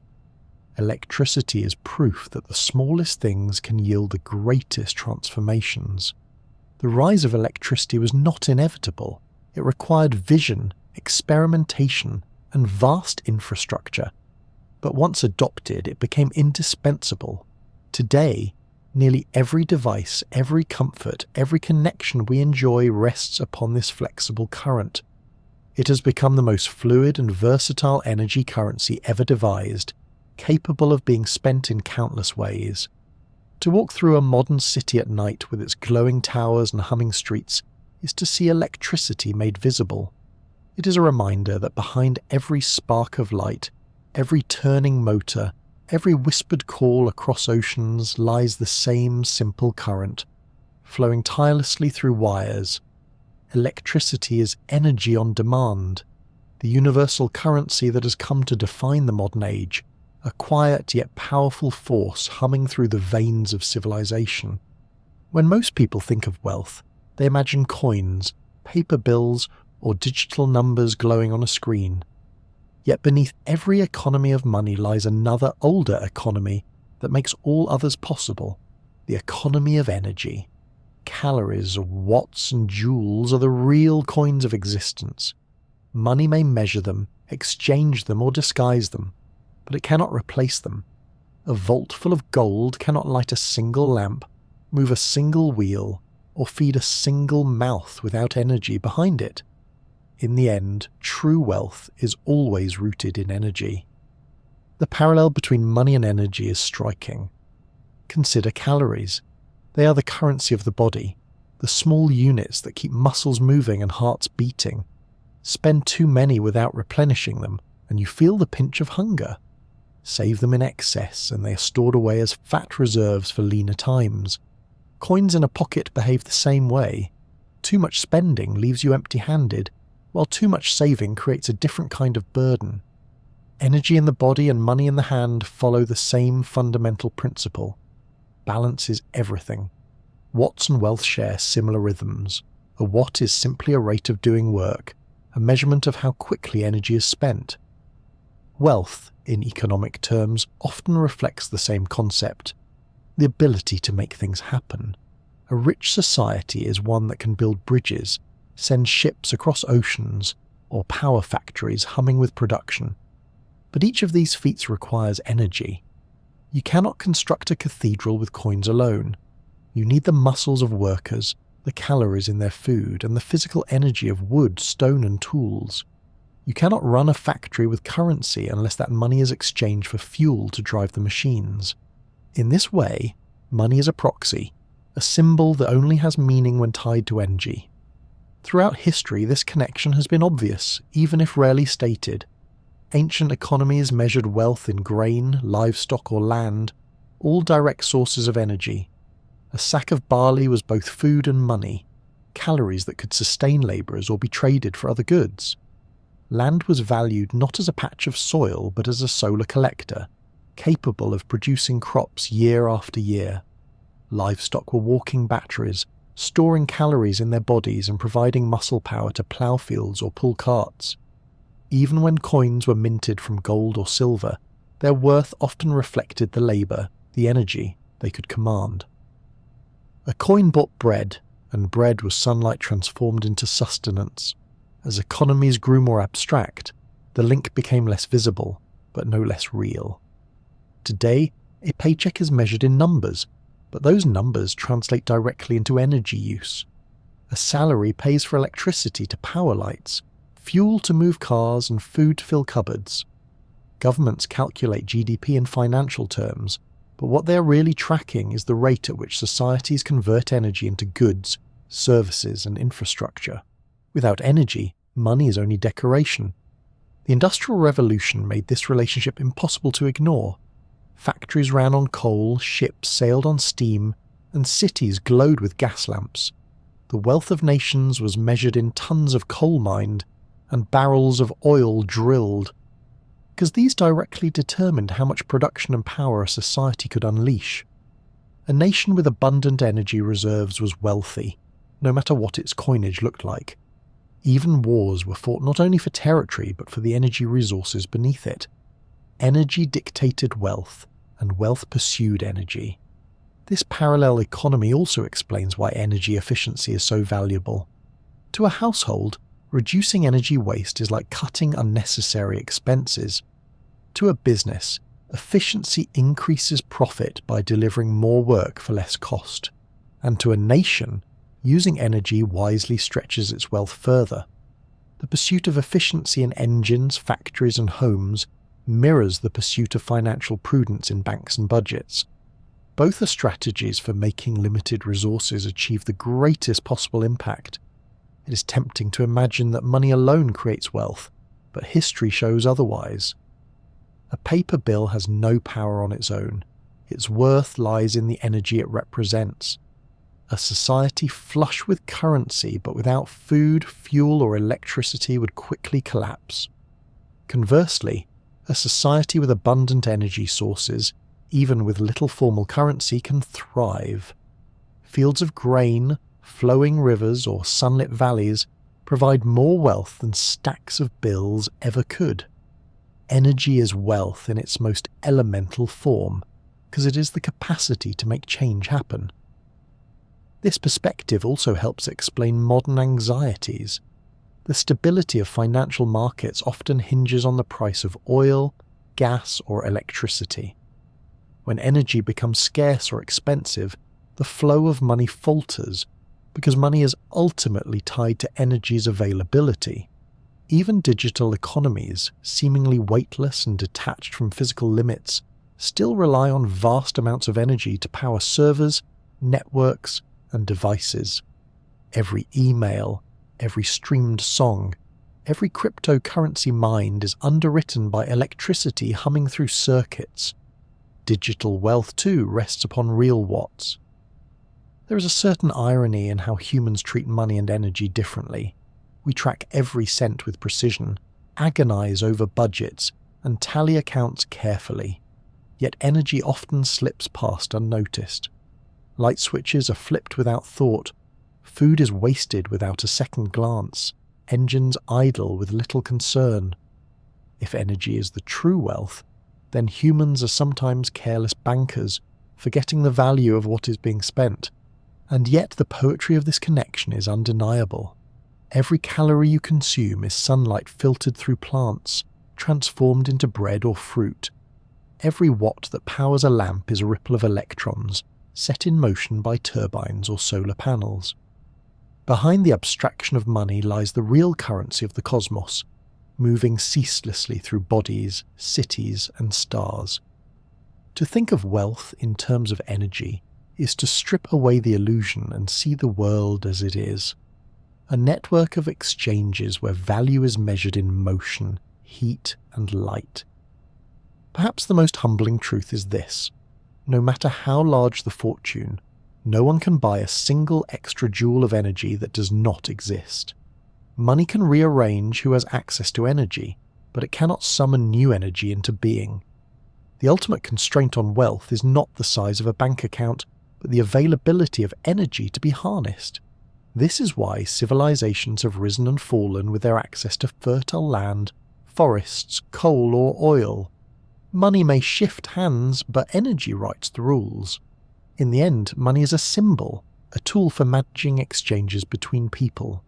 Energy is reality, the force that keeps those people alive and makes their exchanges possible. To recognize this is not to diminish the importance of money, but to understand its foundation. True wealth is not printed, minted, or stored in digital ledgers. True wealth is sunlight caught in grain, fuel mined from the earth, rivers turned into power, and the calories that keep hearts beating. Coins and notes are shadows of this deeper truth, reflections of the energy that sustains life itself. When viewed in this way, the economy of money and the economy of energy are not separate but entwined. One measures, the other powers. One symbolizes, the other enacts. And while fortunes may rise and fall in markets, the greater truth remains steady. Wealth begins and ends with energy, the only currency the universe truly honors. When humanity first began burning coal and oil, it was like stumbling upon a hidden treasure chest and spending lavishly without much thought of the bill to come. Those fossil riches seemed endless, but in truth, they were ancient savings accounts built up over millions of years. Renewable energy, by contrast, is not about draining buried reserves, but about living on nature's regular income. It is less about striking gold and more about learning to budget with the steady paycheck the earth and sky provide. In this sense, renewables are humanity's way of borrowing from nature's wallet, with the promise that the account will never run dry so long as we stay within the limits. Consider solar power. Every second, the sun showers Earth with more energy than humanity uses in an entire year. It is a wealth so vast it feels almost careless, photons tumbling freely across oceans, forests, and deserts. Solar panels are, at their simplest, quiet collectors of this daily allowance. They catch a portion of the sun's rays and transform them into electricity, clean and immediate. What once required burning ancient forests can now be achieved by capturing a sliver of today's sunlight. In a way, solar energy is like learning to live directly on the cosmic paycheck, instead of raiding the deep savings accounts of fossil fuels.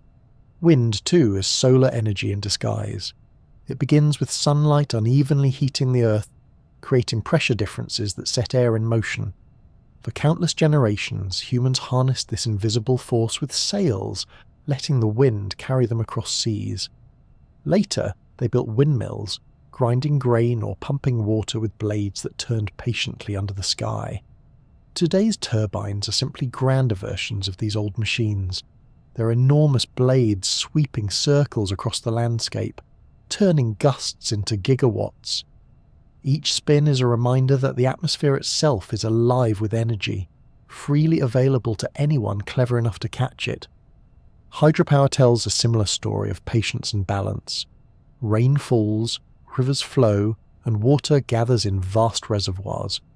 The potential energy of that water, suspended behind a dam, can be released in a controlled torrent, spinning turbines and producing electricity. Unlike fossil fuels, hydropower does not consume its source. The water continues on its journey, available again after its fall. For centuries, water wheels turned mills, and now massive dams hum with power, providing electricity to millions. It is one of the oldest forms of renewable energy, and one of the most elegant. The simple gravity of water transformed into light and warmth. Then there is geothermal energy, the Earth's own quiet furnace. Beneath the crust lies a reservoir of heat left from the planet's formation and continuously renewed by radioactive decay in the core. In volcanic regions, hot water and steam bubble close to the surface, waiting to be tapped. Wells and turbines can transform that subterranean heat into electricity or warmth for homes. It is as though the Earth itself were lending us some of its body heat, a reminder that our planet is not a cold stone but a living, breathing system with energy of its own. Renewable energy is often described as clean and sustainable, but it is also deeply philosophical. It asks humanity to shift perspective from extraction to balance. Fossil fuels taught us to dig and burn, to consume without much thought for tomorrow. Renewables ask us instead to align ourselves with the rhythms of nature, to take only what is offered and to respect the cycles that provide it. It is a gentler relationship, one where energy is borrowed rather than stolen, and where the account is never truly depleted. This shift also comes with a kind of cosmic humour. Unlike fossil fuels, which can run dry, renewables come with what might be called overdraft protection from the universe. The sun will rise again tomorrow. The wind will keep sweeping the skies. Rivers will continue their descent to the sea, and the Earth's core will keep glowing for billions of years. Humanity cannot bankrupt these sources in the same way it has exhausted coal seams or oil fields. They are part of the planet's steady salary, deposited daily, weekly, and seasonally into the account of existence.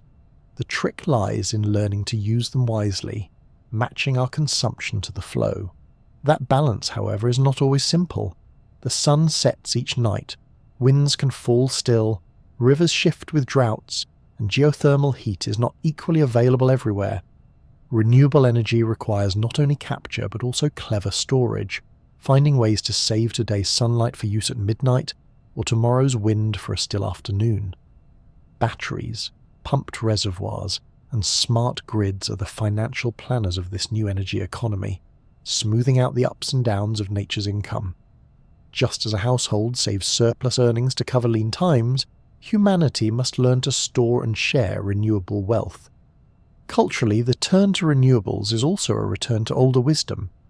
Long before coal mines and oil wells, humans were already renewable creatures.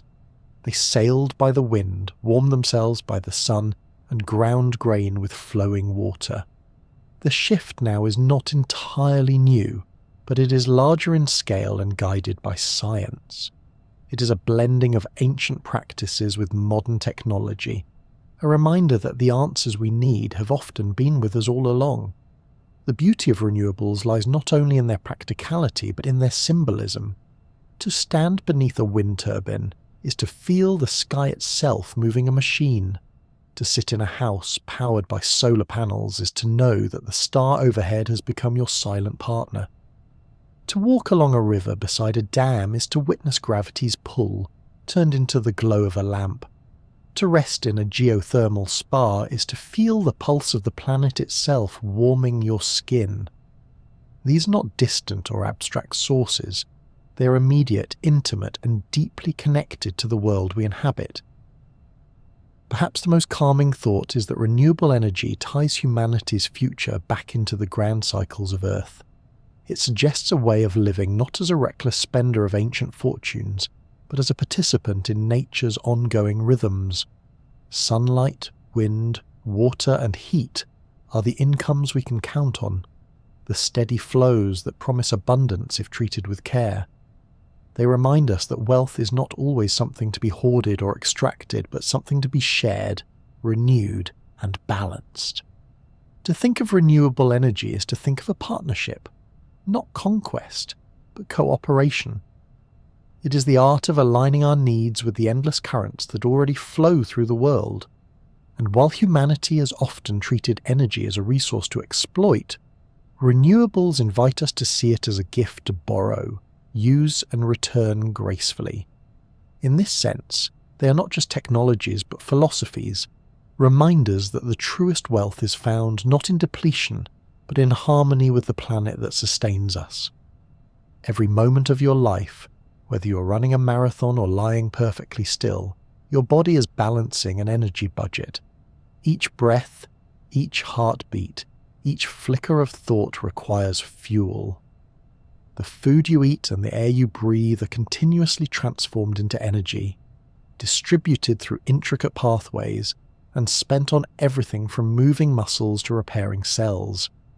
Metabolism is the silent accountant keeping track of it all, ensuring that you neither overspend nor run out of the essential currency that keeps you alive. At its core, metabolism is simply the set of processes that turn fuel into usable energy. Carbohydrates, fats, and proteins are broken down into molecules small enough for your cells to absorb. Inside those cells, the magic happens.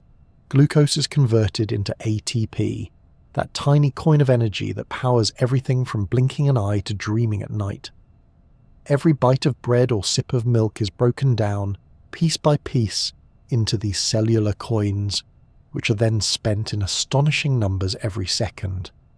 Even sitting quietly, your body uses energy to maintain temperature, repair microscopic damage, and keep your organs humming along. The quiet hum of metabolism never stops. What surprises many people is just how much energy the body spends at rest. Even if you did nothing but lie still all day, your body would still consume thousands of calories.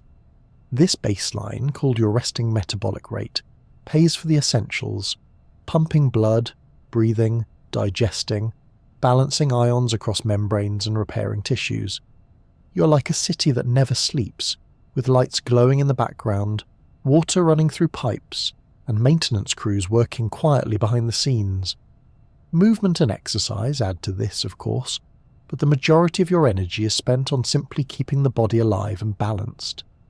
Among all the organs demanding their share, the brain stands out as particularly greedy. Despite making up only a small fraction of body weight, it consumes around 1/5 of the body's total energy at rest. That means every thought, memory, and flicker of imagination is an expensive luxury, metabolically speaking. The brain is not like a muscle that works only when called upon. It is always active, processing sensory input, maintaining awareness, and preparing for action. Even in sleep, it hums with activity, replaying memories, consolidating knowledge, and maintaining its complex circuits.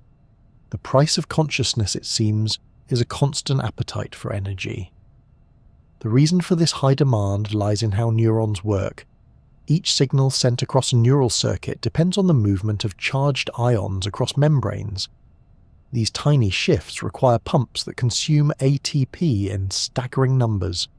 Multiply this by billions of neurons firing in intricate patterns, and the brain becomes an energy-hungry machine, devouring glucose and oxygen like no other organ.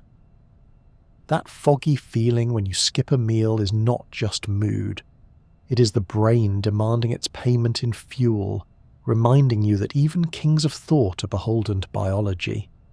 Muscles too are major spenders, though their use fluctuates more dramatically. A muscle at rest requires little, but once activated, its appetite for ATP skyrockets.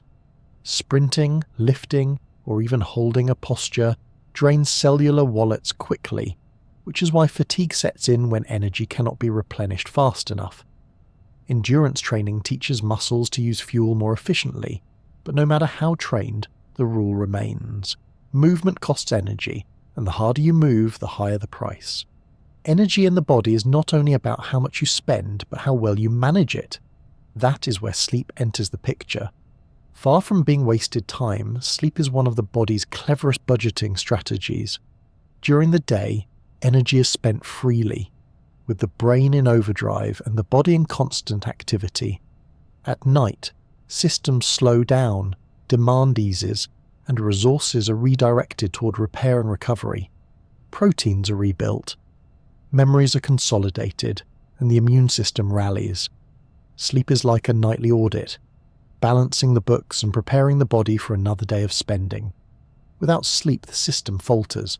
The brain grows less efficient, decision-making blurs, and the immune system weakens. It is as though the accountant stopped working and debts began to pile up. The fatigue that comes with sleeplessness is not just a lack of rest, but the result of poor budgeting. You're living on credit, borrowing from reserves without repaying them fully.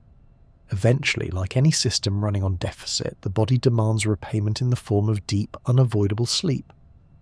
What makes the body's energy economy fascinating is how flexible it can be. In times of abundance, excess energy is stored as fat, a kind of savings account for the future. In times of scarcity, the body draws on those reserves, breaking them down to keep essential systems running. This ability allowed our ancestors to survive feast and famine, adapting to cycles of plenty and lean. Today, in a world of constant food availability, it sometimes leads to overfull accounts, stored energy that accumulates more quickly than it is spent. Still, the principle remains: store when you can, spend when you must. Even emotions and behaviours are influenced by energy management. Hunger makes us irritable not only because we crave food, but because our brains are signalling energy debt. Pleasure often accompanies eating, an evolutionary nudge to ensure we replenish our reserves. Lethargy after a heavy meal is not laziness, but the body shifting energy toward digestion. Everything from our moods to our choices is tied in subtle ways to the flow of calories through our systems. It is humbling to think of yourself as a collection of energy budgets in constant negotiation. The brain demands its cut, muscles ask for more when active, and organs quietly take their share. Sleep reconciles the accounts, ensuring the system remains solvent. What feels like willpower, thought, or personality is, at the most basic level, a reflection of how energy is distributed within the body. Perhaps the most poetic truth is this: the energy flowing through you right now was once sunlight.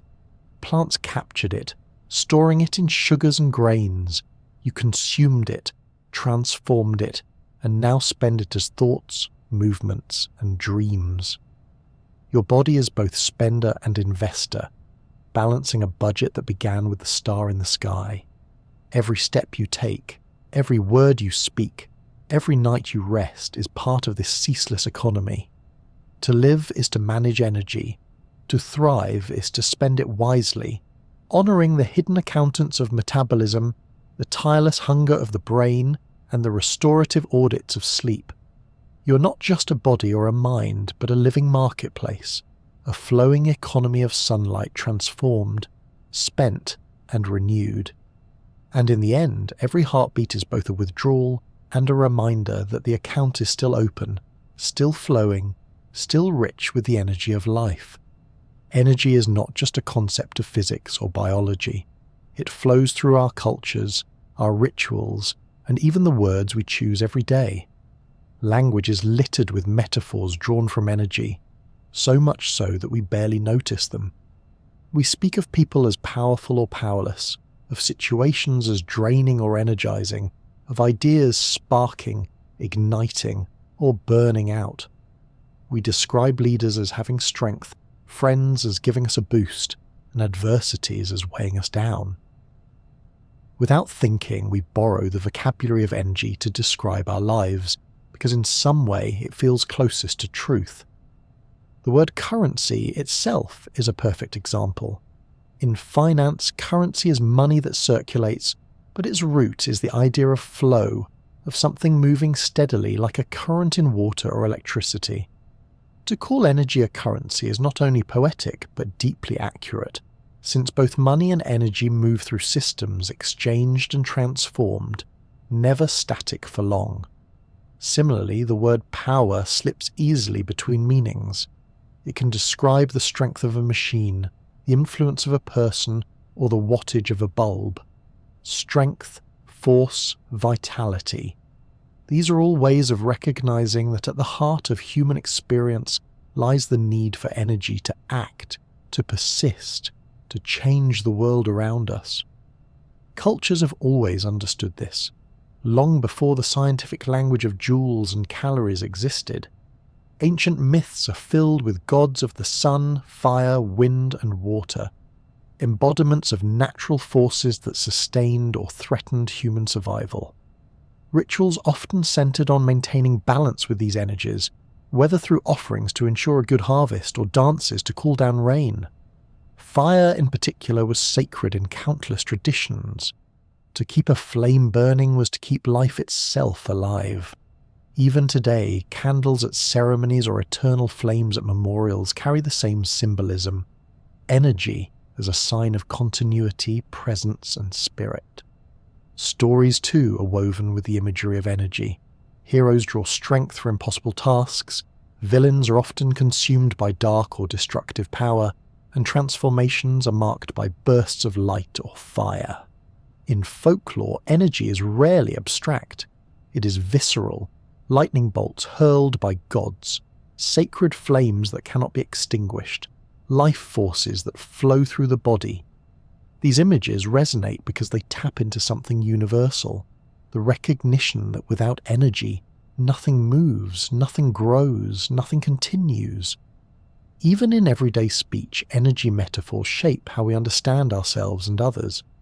When we say someone is full of life, or radiates positivity, we are speaking as though they are little suns, shining energy outward. When someone drains us, we imagine them siphoning our reserves. A group may feel electric, buzzing with shared excitement, while another setting feels heavy, dull, or lifeless. These expressions are not random. They reflect an instinctive awareness of energy as the medium of connection between people. To have good vibes is to emit an invisible frequency that others can sense, a resonance that uplifts and harmonizes. In spiritual traditions, this sense of energy often takes the form of life force concepts. The Chinese speak of qi, the Indians of prana, the Polynesians of mana. Though the words differ, the idea is the same. There is a subtle energy that animates the body, flows through the world, and connects all living things. Practices like meditation, yoga, tai chi, or prayer are not merely exercises of the mind, but ways of aligning with this energy, conserving it, or channeling it wisely. While science may describe these practices in terms of breathing, circulation, or focus, the metaphor of energy persists because it feels true to human experience. Energy metaphors also shape how we view time and effort. We talk about investing energy into relationships or spending it on tasks, as though our daily lives are ledgers that must be balanced. Burnout is the perfect metaphor, conjuring the image of a candle that has exhausted its wax. Inspiration is described as a spark, small but capable of igniting great change. Motivation fuels us, while boredom leaves us running on empty. In these expressions, the physics of energy has quietly become the psychology of life. Even humour makes use of these metaphors. Someone who cannot wake up in the morning may joke about needing to recharge like a phone. A lively child is a ball of energy, while a tired adult insists they are out of batteries. The comparisons feel natural because both bodies and machines rely on steady inputs of fuel.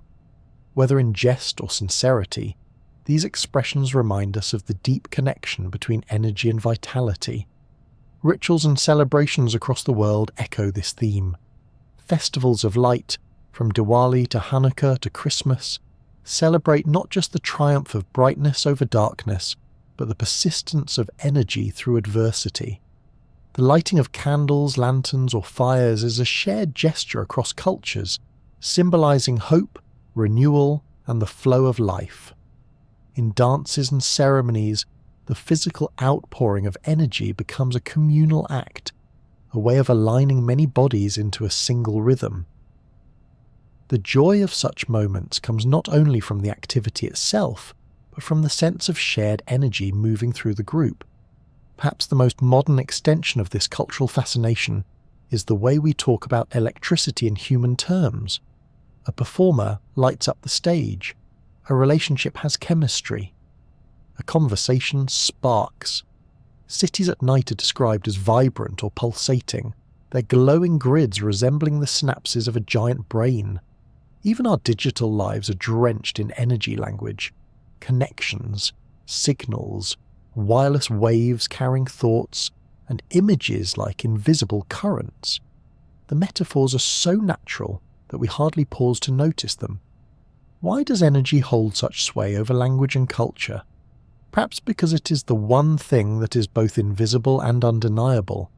You cannot see energy itself, but you see its effects everywhere.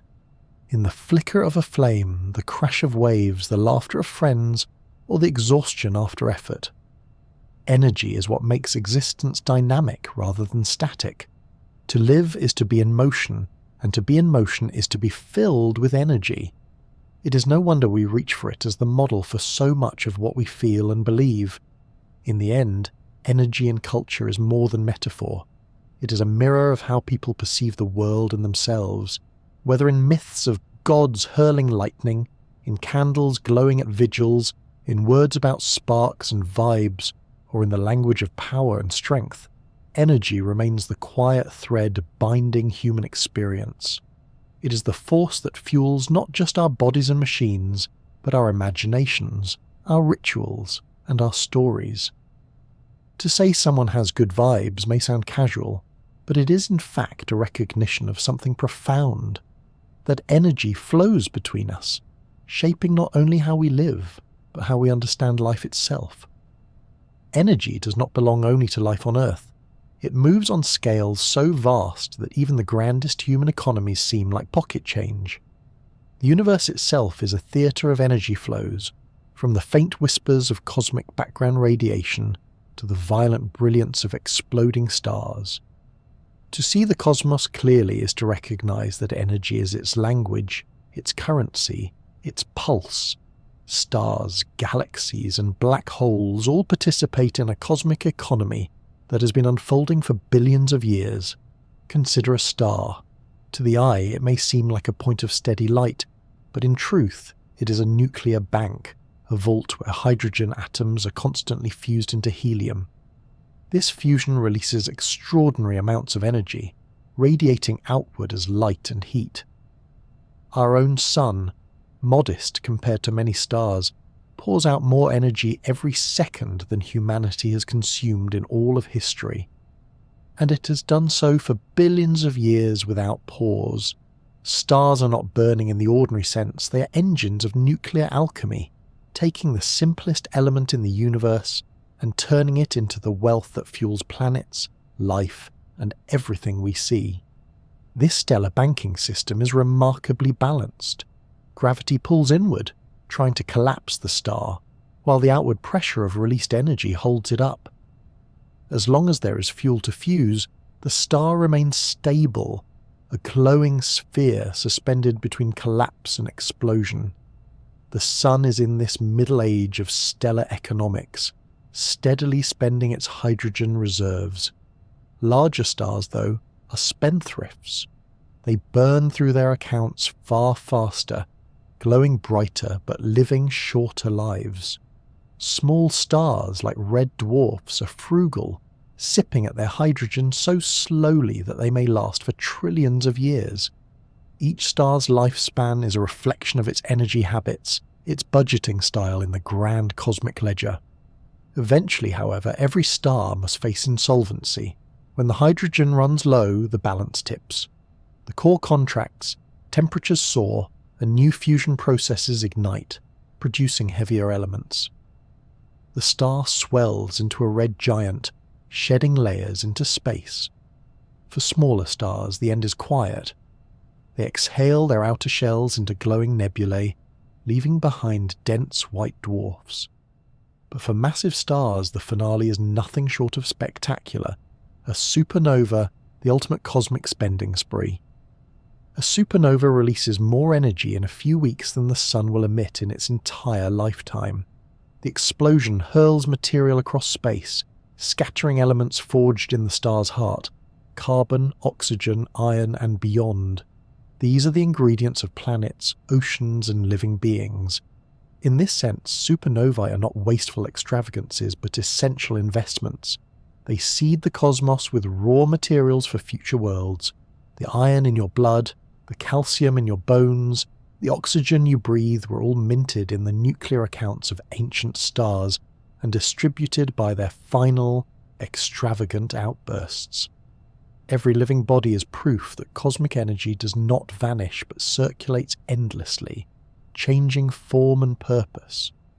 Beyond individual stars, galaxies themselves are vast networks of energy flows. Billions of stars shine together, their combined light filling interstellar space. Within galaxies, gas clouds collapse under gravity, sparking new stars and renewing the cycle. Black holes, the great paradoxes of energy, lurk in galactic centres, swallowing matter, yet also releasing jets of energy that can span thousands of light years. These outflows regulate the growth of galaxies, preventing them from collapsing under unchecked star formation. Even in the darkest corners of the cosmos, energy is never still. It is stored, released, redirected, and transformed on scales so immense they defy imagination. Cosmic energy also follows deep rules of balance. The universe began with an extraordinary burst of energy in the Big Bang, a surge so vast it created space and time themselves. Since then, energy has been dispersing, flowing outward as the universe expands. Stars form and shine, but always by converting concentrated energy into more diffuse radiation. Supernovae blaze brilliantly, but leave behind quieter remnants. Even black holes, once thought to trap energy forever, may slowly leak it away through Hawking radiation. Everywhere, the story is one of transformation. Concentrated energy becomes dispersed, ordered structures give way to entropy. Yet in the process, new complexity emerges. On human scales, it is easy to think of energy as something we control, harnessing it with wires, engines, and grids. But in the cosmic view, humanity is a small player in a much grander system. The sunlight that warms the skin began in the heart of the sun millions of years ago. The atoms that make up the body were born in stars that died long before Earth even existed.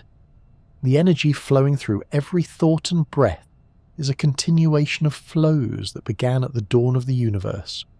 We are, in essence, temporary accounts in the cosmic economy, borrowing energy for a time before returning it to the system.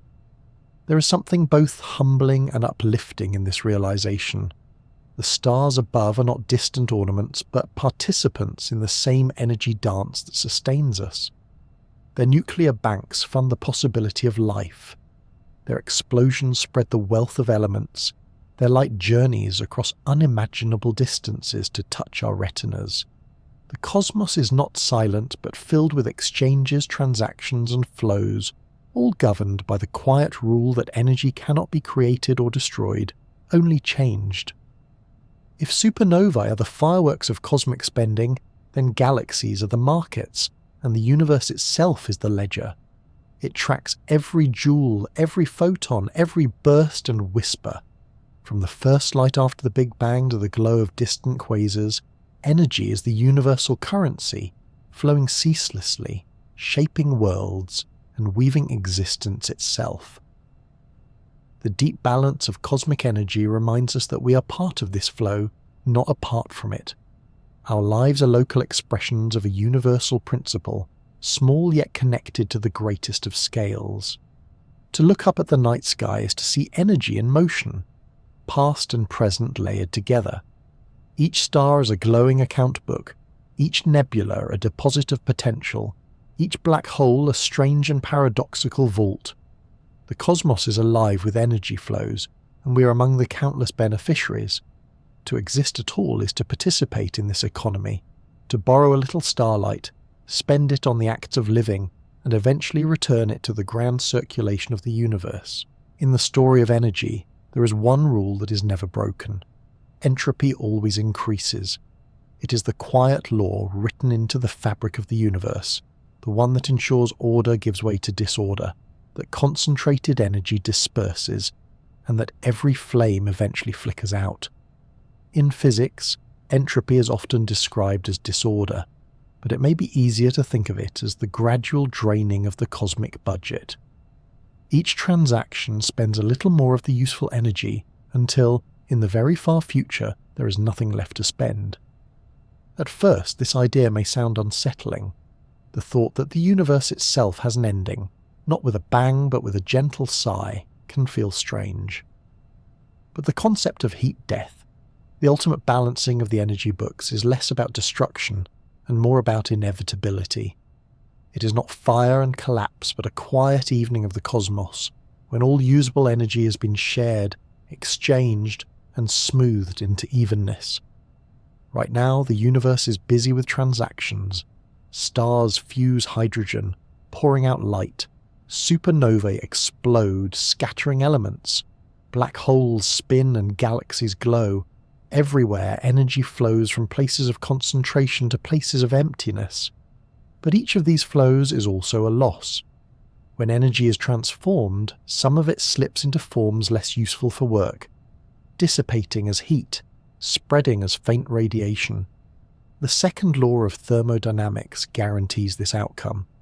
Energy is never destroyed, but its quality, its usefulness, diminishes. Like coins that grow smaller each time they are exchanged, energy gradually erodes into forms that can no longer fund activity. If the universe were a grand banquet, entropy would be the scattering of crumbs, the spreading of aromas, the eventual cooling of dishes. At first, everything is rich, full, and vibrant. But as the meal continues, food is eaten, plates are emptied, and warmth fades from the room. The party does not end suddenly. It simply grows quieter until only faint traces remain. In trillions upon trillions of years, stars will exhaust their nuclear reserves. The skies, once brilliant with starlight, will grow dim. Galaxies will no longer sparkle with new stars forming from nebulae, because the raw material will be gone or too diffuse to ignite. What remains will be long-lived embers, faint white dwarfs, cooling neutron stars, and the dark giants of black holes. These will shine weakly, then fade further, surrendering their heat to the vastness. Even black holes, once thought eternal, are not immune to this fate. Through a process known as Hawking radiation, they will slowly leak their energy into space, evaporating over inconceivable timescales. The largest of them may last for googles of years, but even they will eventually dissolve. The universe, patient and steady, will continue its balancing act until every volt of concentrated energy is emptied into the common pool of diffuse heat. At that point, nothing will change in any dramatic way. There will be no great catastrophe, no sudden collapse. Instead, the universe will simply enter a state where everything is spread thin and evenly. Energy will still exist, scattered as low-level radiation, but there will be no gradients left to exploit, no differences in temperature or pressure to drive motion. Without those differences, nothing happens. No stars shine, no chemistry reacts, no life stirs. The cosmic economy of energy will reach its final balance, perfect stillness, a state of quiet equilibrium. This vision is known as heat death, though the name is misleading. It is not heat in the fiery sense, but rather the absence of usable heat. Everything is lukewarm, uniform even. It is not destruction, but sameness. A calm, infinite night where every coin of energy has been exchanged so many times that no more work can be done. There is something haunting, but also peaceful in this thought. The universe began with a burst of concentrated energy, a hot and ordered state that poured out possibilities. It will end in quiet evenness, the ledger balanced, the accounts settled.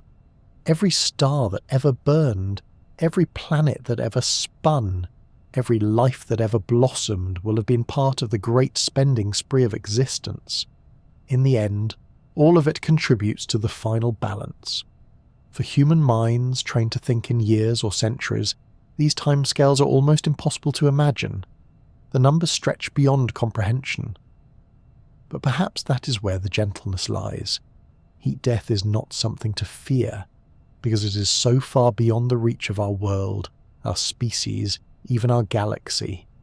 It is less a prediction than a meditation, a reminder that all things, no matter how vast, follow cycles of rising, spending and settling. Seen this way, entropy is not an enemy but a teacher. It reminds us of impermanence, that energy, once spent, cannot be fully reclaimed. It urges us to value the concentrated forms we have now, the starlight that warms Earth, the food that sustains bodies, the moments of vitality that fill our days.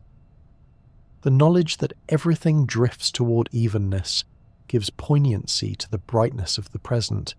Stars shine all the more beautifully because they will not shine forever. Life is precious precisely because it borrows its fuel from fleeting gradients. It is almost poetic to think that the universe itself is a story of energy being shared until all accounts are even. From galaxies blazing with power to the faint cooling of dust, each stage is part of the same journey. The cosmos does not end with violence, but with calm, a great stillness that holds within it the memory of everything that came before. When people speak of impermanence in their own lives, they often find comfort in cycles, the turning of seasons, the rise and fall of tides, the passing of days into nights. The fate of the universe may be no different, just written on a scale so vast that it is hard to comprehend. In its final balance, the cosmos will become quiet, but not meaningless. It will be the grand culmination of all the flows of energy, the last page of a book that was full of fire, light and motion. And so, the concept of heat death is less a warning than a lullaby. It tells us that nothing lasts forever, but that everything has its place in the flow. Stars will spend their fuel, galaxies will fade, black holes will vanish, and at last the universe will rest. In the meantime, we live in the vibrant middle of the story, when energy still rushes and shines, when life can flourish in its borrowed brightness. That is the true gift of impermanence, not despair at the ending, but wonder at the fact that the story is happening now. Energy is not only the invisible current that fuels stars and cells, it is also the thread that weaves meaning into human life. Beyond equations and measurements, energy becomes metaphor, a way to understand love, motion, purpose, and the fragile beauty of existence. To speak of energy is to speak of vitality itself, the quiet flame that moves through every living being and every fleeting moment. Think of the way people describe love. It sparks, it glows, it warms, it ignites. The language of energy is never far away, because love itself feels like a force that cannot be seen, yet changes everything it touches. Friendships, too, are often spoken of as exchanges of energy. Some relationships lift and restore, while others drain and deplete. We instinctively sense that what we share with one another is more than words or actions. It is a transfer of vitality, an invisible current binding one life to another. Motion itself, whether in the physical world or in the heart, is powered by energy.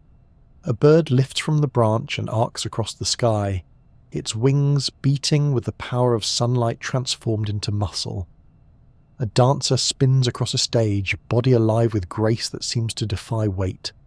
A thought leaps from one neuron to another, carrying an idea that may change a life. In all these cases, energy is the bridge between possibility and action. Without it, the world is static. With it, life becomes a moving poem. Philosophers have long turned to energy as a metaphor for existence. Some see it as the vital force, the breath that animates matter. Others imagine it as the eternal flow, never created, never destroyed, always moving from one form to another. In this way, energy mirrors the cycles of birth and death, joy and sorrow, beginnings and endings. Nothing is ever lost, only changed. The laughter of childhood becomes the wisdom of age, just as the light of a star becomes the elements of a planet. The poetry lies not in permanence but in transformation. Even in silence and stillness, energy is present. The heartbeat at rest, the slow inhale of breath, the faint shimmer of thoughts drifting into dreams, all are subtle manifestations of motion. Sleep itself is not an absence but a rhythm of conservation, a nightly pause where energy gathers itself again. In stillness, one feels the quiet pulse of the universe, the background hum that continues no matter how calm the surface appears. The beauty of energy is its dual nature. It is precise enough to be measured in joules and calories, yet elusive enough to inspire awe and metaphor.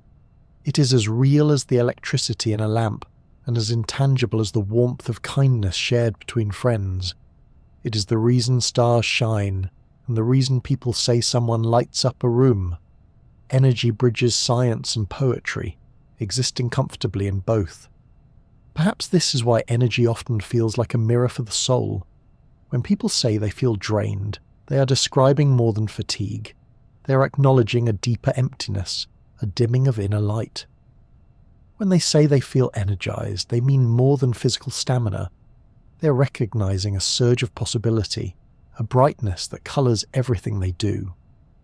Energy, in this sense, is both scientific and spiritual, a way to describe what it means to be fully alive. On cosmic scales, energy writes the story of existence. Stars burn, galaxies swirl, black holes feed, and all of it is motion, exchange, and transformation. On human scales, energy writes the story of days. Meals are eaten, thoughts are born, laughter rises, footsteps carry bodies forward. Whether in galaxies or in moments, the principle is the same. Energy flows, and in its flowing, life happens. To see energy as poetry is to see unity and diversity.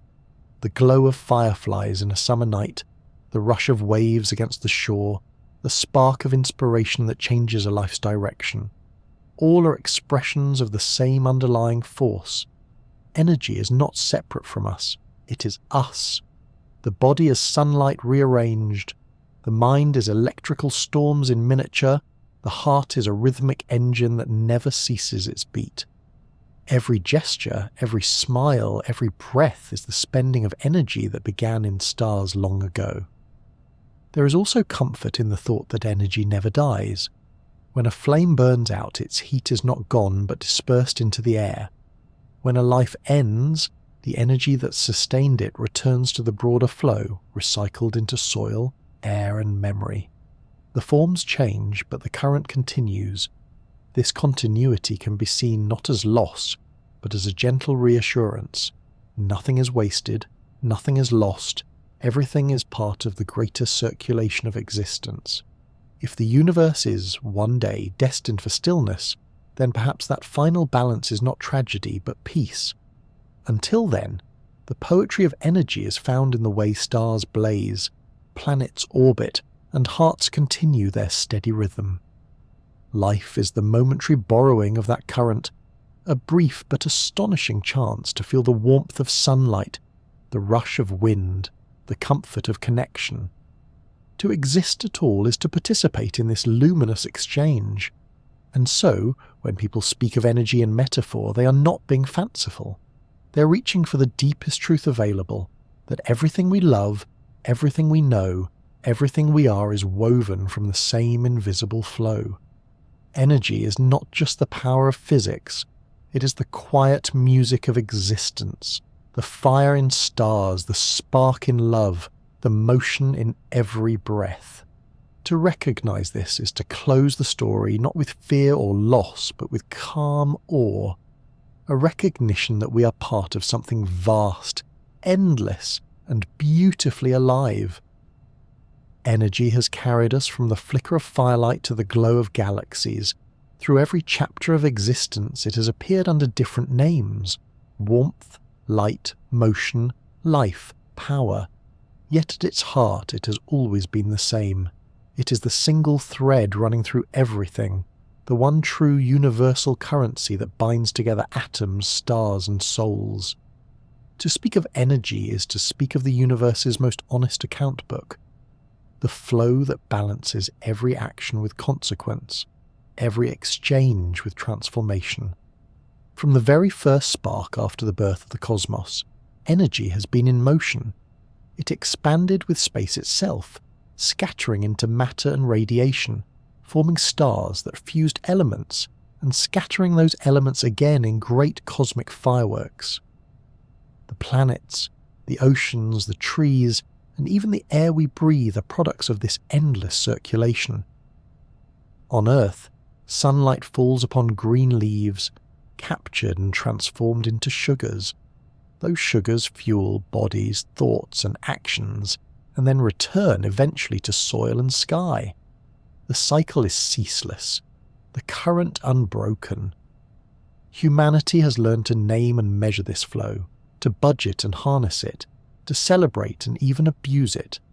Fire gave warmth, food, and stories. Farming gave surplus, stored sunlight piled into granaries that became the bedrock of civilization.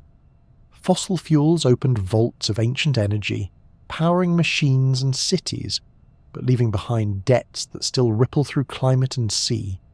Electricity became the most flexible of all. Energy summoned at will, flowing invisibly through wires to light homes, spin motors, and carry voices across the globe. Renewable energy now invites a return to harmony, asking us to live on the steady income of the sun, the wind, and the earth itself, rather than on the dwindling inheritance of buried time. Through it all, energy has shaped not only the physical world, but also the world of meaning. In our languages and cultures, we borrow its imagery to describe strength, vitality, and spirit. Myths told of gods who controlled fire and lightning. Rituals lit flames to honor continuity. Everyday speech hums with metaphors of sparks, vibes, currents, and drains. Without realizing it, we recognize energy not only as a scientific concept, but as the closest thing we have to describing life itself. Even within our bodies, energy is the currency of survival. Metabolism tallies the budget of calories spent on breath, heartbeat, and thought. Muscles demand their share in motion, while the brain insists on its lavish portion, consuming more than its size would suggest.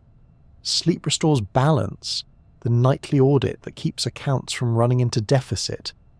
To be alive is to be a manager of energy, investing, saving, and spending in the quiet economy of existence. And when we look beyond ourselves, energy becomes the author of evolution.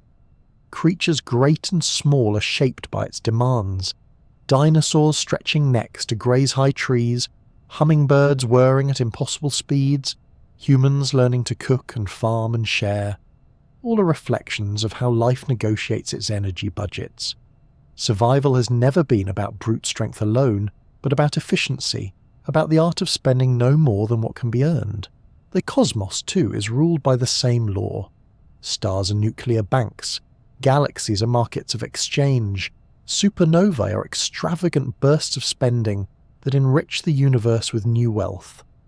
Black holes seem like vaults that hoard, yet even they leak energy slowly, paying back what they consumed. And always, entropy ticks forward, the cosmic accountant ensuring that no transaction is free, that every act of order comes with a cost, and that one day, in the farthest reaches of time, the budget will balance in stillness. This story might sound immense and impersonal, but it is also deeply intimate. You are part of it simply by existing, by breathing, by listening. The energy flowing through your body right now was once sunlight, captured in plants, passed into food, and transformed into thoughts and dreams. Even the electricity carrying these words to you is part of the same current, a dance of electrons that began long ago in a star and now hums through a circuit to reach your ears. By taking part in this moment, you have joined the great exchange. There is something humbling in realizing that wealth, in its truest form, is not measured in coins, possessions, or numbers on a screen. It is measured in energy, in the calories that sustain life, the watts that power invention, the sunlight that warms the earth. Money may represent wealth, but energy is wealth itself, the universal currency that cannot be faked or inflated. To recognize this is to peel away illusion and see the world more clearly. And yet, for all its precision, energy is also poetry. It is why we say someone shines, why we sense good or bad vibes, why we feel moved by sparks of inspiration. Energy gives us language to describe what cannot be pinned down, the ineffable qualities of life, love, and connection. It bridges the measurable and the mysterious, existing both in the calculations of physics and in the metaphors of the heart. As this exploration draws to a close, it is worth pausing in calm reflection. Energy surrounds you, moves through you, and will continue long after you're gone. The same current that fuels stars fuels your breath. The same entropy that governs galaxies governs the rhythm of your days. To be alive is to borrow energy for a time, to spend it in laughter, movement, thought, and love, and then to return it to the cycle. Nothing is wasted, nothing is lost, everything flows. So let this gentle truth settle over you. You are part of the vast circulation, a temporary account in the universe's eternal economy. The warmth you feel, the thoughts you carry, the quiet you rest in, all are transactions in the great cosmic ledger. And just by listening, you have taken part in this exchange, receiving energy in the form of ideas, and perhaps sending a little back in curiosity or wonder. May that thought bring calm awe. The story of energy is not just the story of physics or biology, but the story of being itself. It is the poetry of existence, the balance of all things, the gentle current that binds stars, bodies, and souls. And as the universe continues its endless flow, so too does the energy within you, moving, transforming, and reminding you, always, that you are part of the one true universal currency.